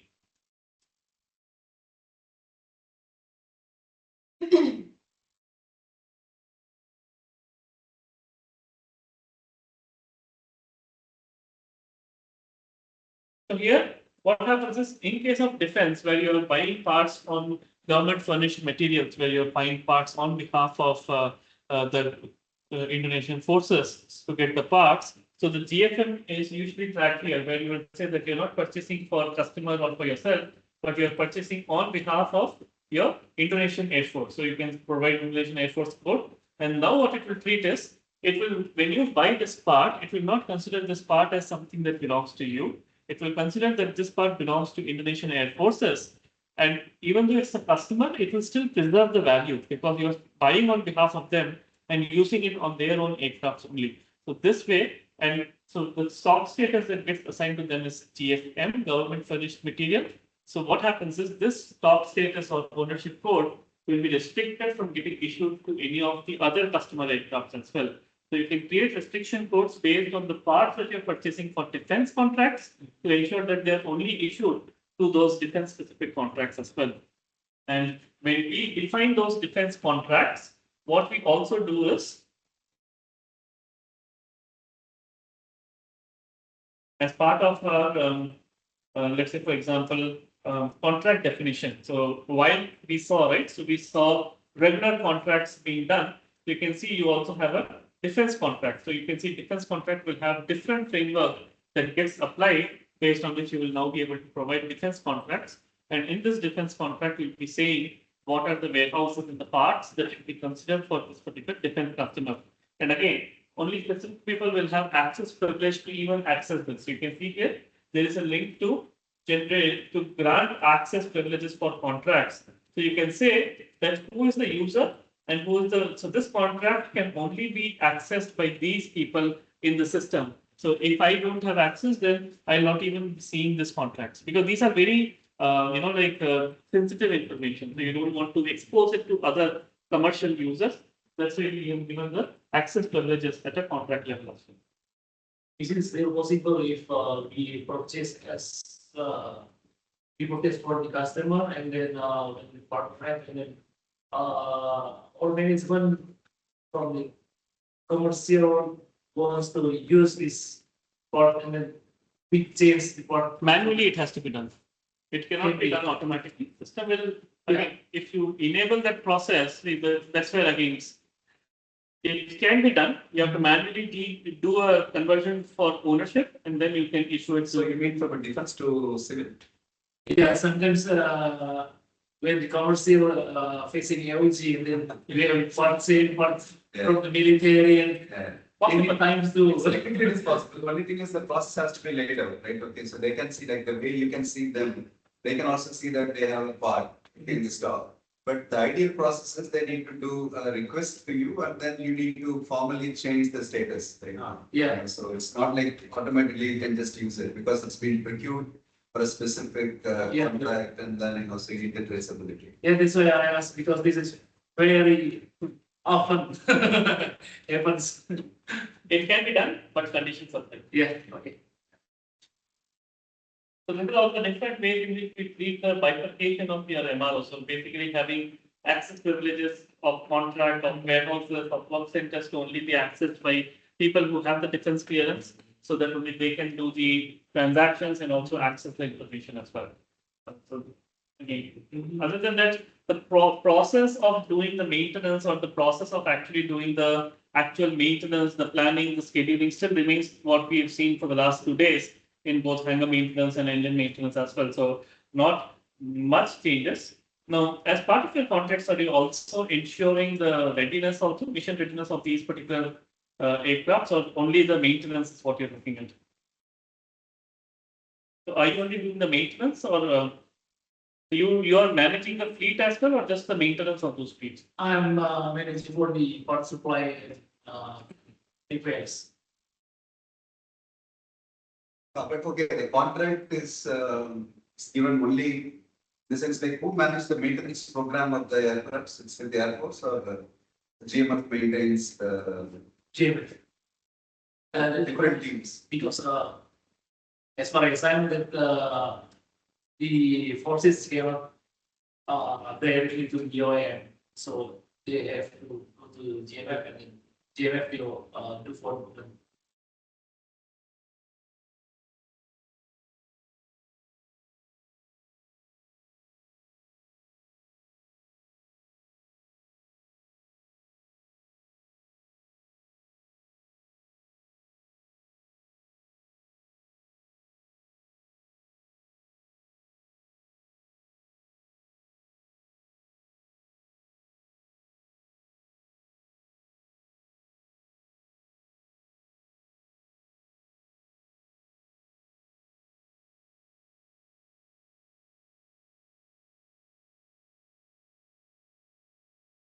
from a mission perspective, what happens is there are standard visualization dashboards that we have released for our customers as well. Again, not just tracking it from a maintenance perspective, but starts all the way from your defense contracts. So basically, what was your contract value, the total contract value that the budget has been approved, what is the revenue that has been recognized with reference to the clean and SIL numbers, and based on that, you're also able to track at individual project level what is your completion status, right? So for each and every projects, like for example, C-130J Hercules, F-13, F-35. So for the different fleets that you have, what is your the current phasing of your the program completion status as well. So like this, you're able to capture your program dashboards. And then again, from a visualization perspective, you're also able to capture the same thing from a resource and capacity constraint. So what is your total maintenance? Again, these are all purely determined for maintenance. But again, this takes into account all the defense contracts that you have. And based on that, you're able to see what is the efficiency from a resource and the capacity that you have in your work center as well for these. So with these dashboards, you're sort of able to drill this further into, like for example, from a resource and capacity, you want to see how much of labor and rework has been done on individual program level. So that gives you the visibility. So you know how many number of times, like for example, this was the actual hours and how much overtime hours we have to spend to complete the program based on the defined SLAs and PHEs as well. So this way gives you all the visibility in one single screen to complete a full maintenance, procurement, and commercials activities in a single integrated system.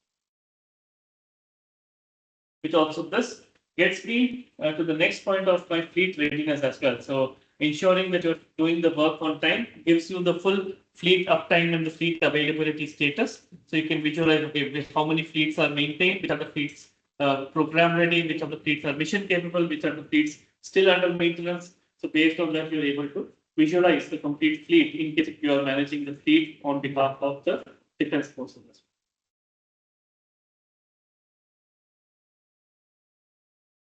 Yeah, that's a very, again, why we spend different time is because outside of this framework, the remaining everything that we saw, like from a maintenance planning and scheduling, follows the same framework that we have seen previously. It's just that it gets tagged to a defense aircraft and a defense customer, and the contract terms will fall differently for them, but the actual maintenance material planning will still remain the same.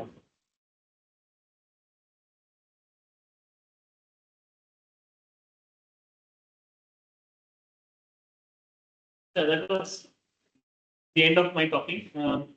Any questions, anything that you have at this point, feel free to let me know, and I'll take them now. Sure. Yes, another people outside from defense tech stop for us. Yeah, you can. So you can give access to the warehouses. So what we also do is we also have a fully capable customer portal.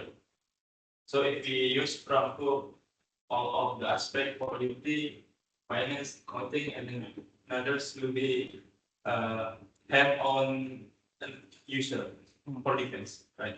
Correct, have-on defense. So this is a customer portal that the defense forces outside of RAMCO will still be able to interact with RAMCO. So let's say, for example, any defense work that you do, which needs an approval from the customer, then they'll be able to see this particular portal and see, they can see all of the aircraft registration, the MSN, the PO or the RO that they placed to do the maintenance. And there's a quotation here, right, which they need to approve. So they can see what is the value, and based on that, they can look at all of the supporting documentation, and then they can click this green button to do the approval as well. So like this, they'll be able to do the quotation, exchanges approval, part approvals, work scope approvals, jobs on hold, jobs at risk, report. So if you ask me, the inventory balance report, if they want to generate only for their stock, so right now you can link what reports they want to see, and they'll be able to generate a report themselves. So this is different from the actual RAMCO application. This portal is for your customers, for both commercial or defense, to take actions, generate reports themselves without asking you as well. So if you want, they can generate their own inventory report, and they will see what is the current balance of the part and the serial batch, the quantity level as well. this is where we bring it as a very digital customer portal. I think because the restaurant's commercial session, we were not able to talk much. But yeah, generally this one portal for both heavy maintenance, component maintenance, engine maintenance, all of them get clubbed together as part of a single integrated digital portal. I think because there was no commercial session that happened with the contract, we were not able to bring this out much. But there's a very important thing in the context of your MRO business.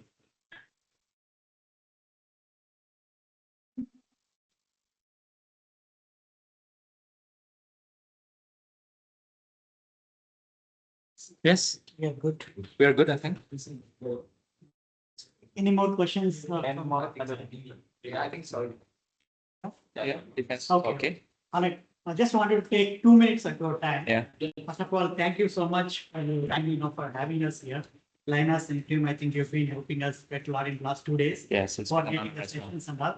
Thank you for your team and Park for your team as well. Thanks for your time. And as you all see, right, those who have attended from yesterday, our system is a very complete system and also flexible and modular in nature. Whatever you need, we can provide. If you want complete system, we can take. It's the decision for GMF to take. And I hope you found the session helpful. And we look forward to continuing to work with you. And if you have any more questions, please email us. Yeah. We'll be happy to provide our. With that, I take leave and thank you for once again for your time. Yeah. Yeah. Thank you, Ram. Thank you, sir. Thank you very much. Thank you, welcome, sir.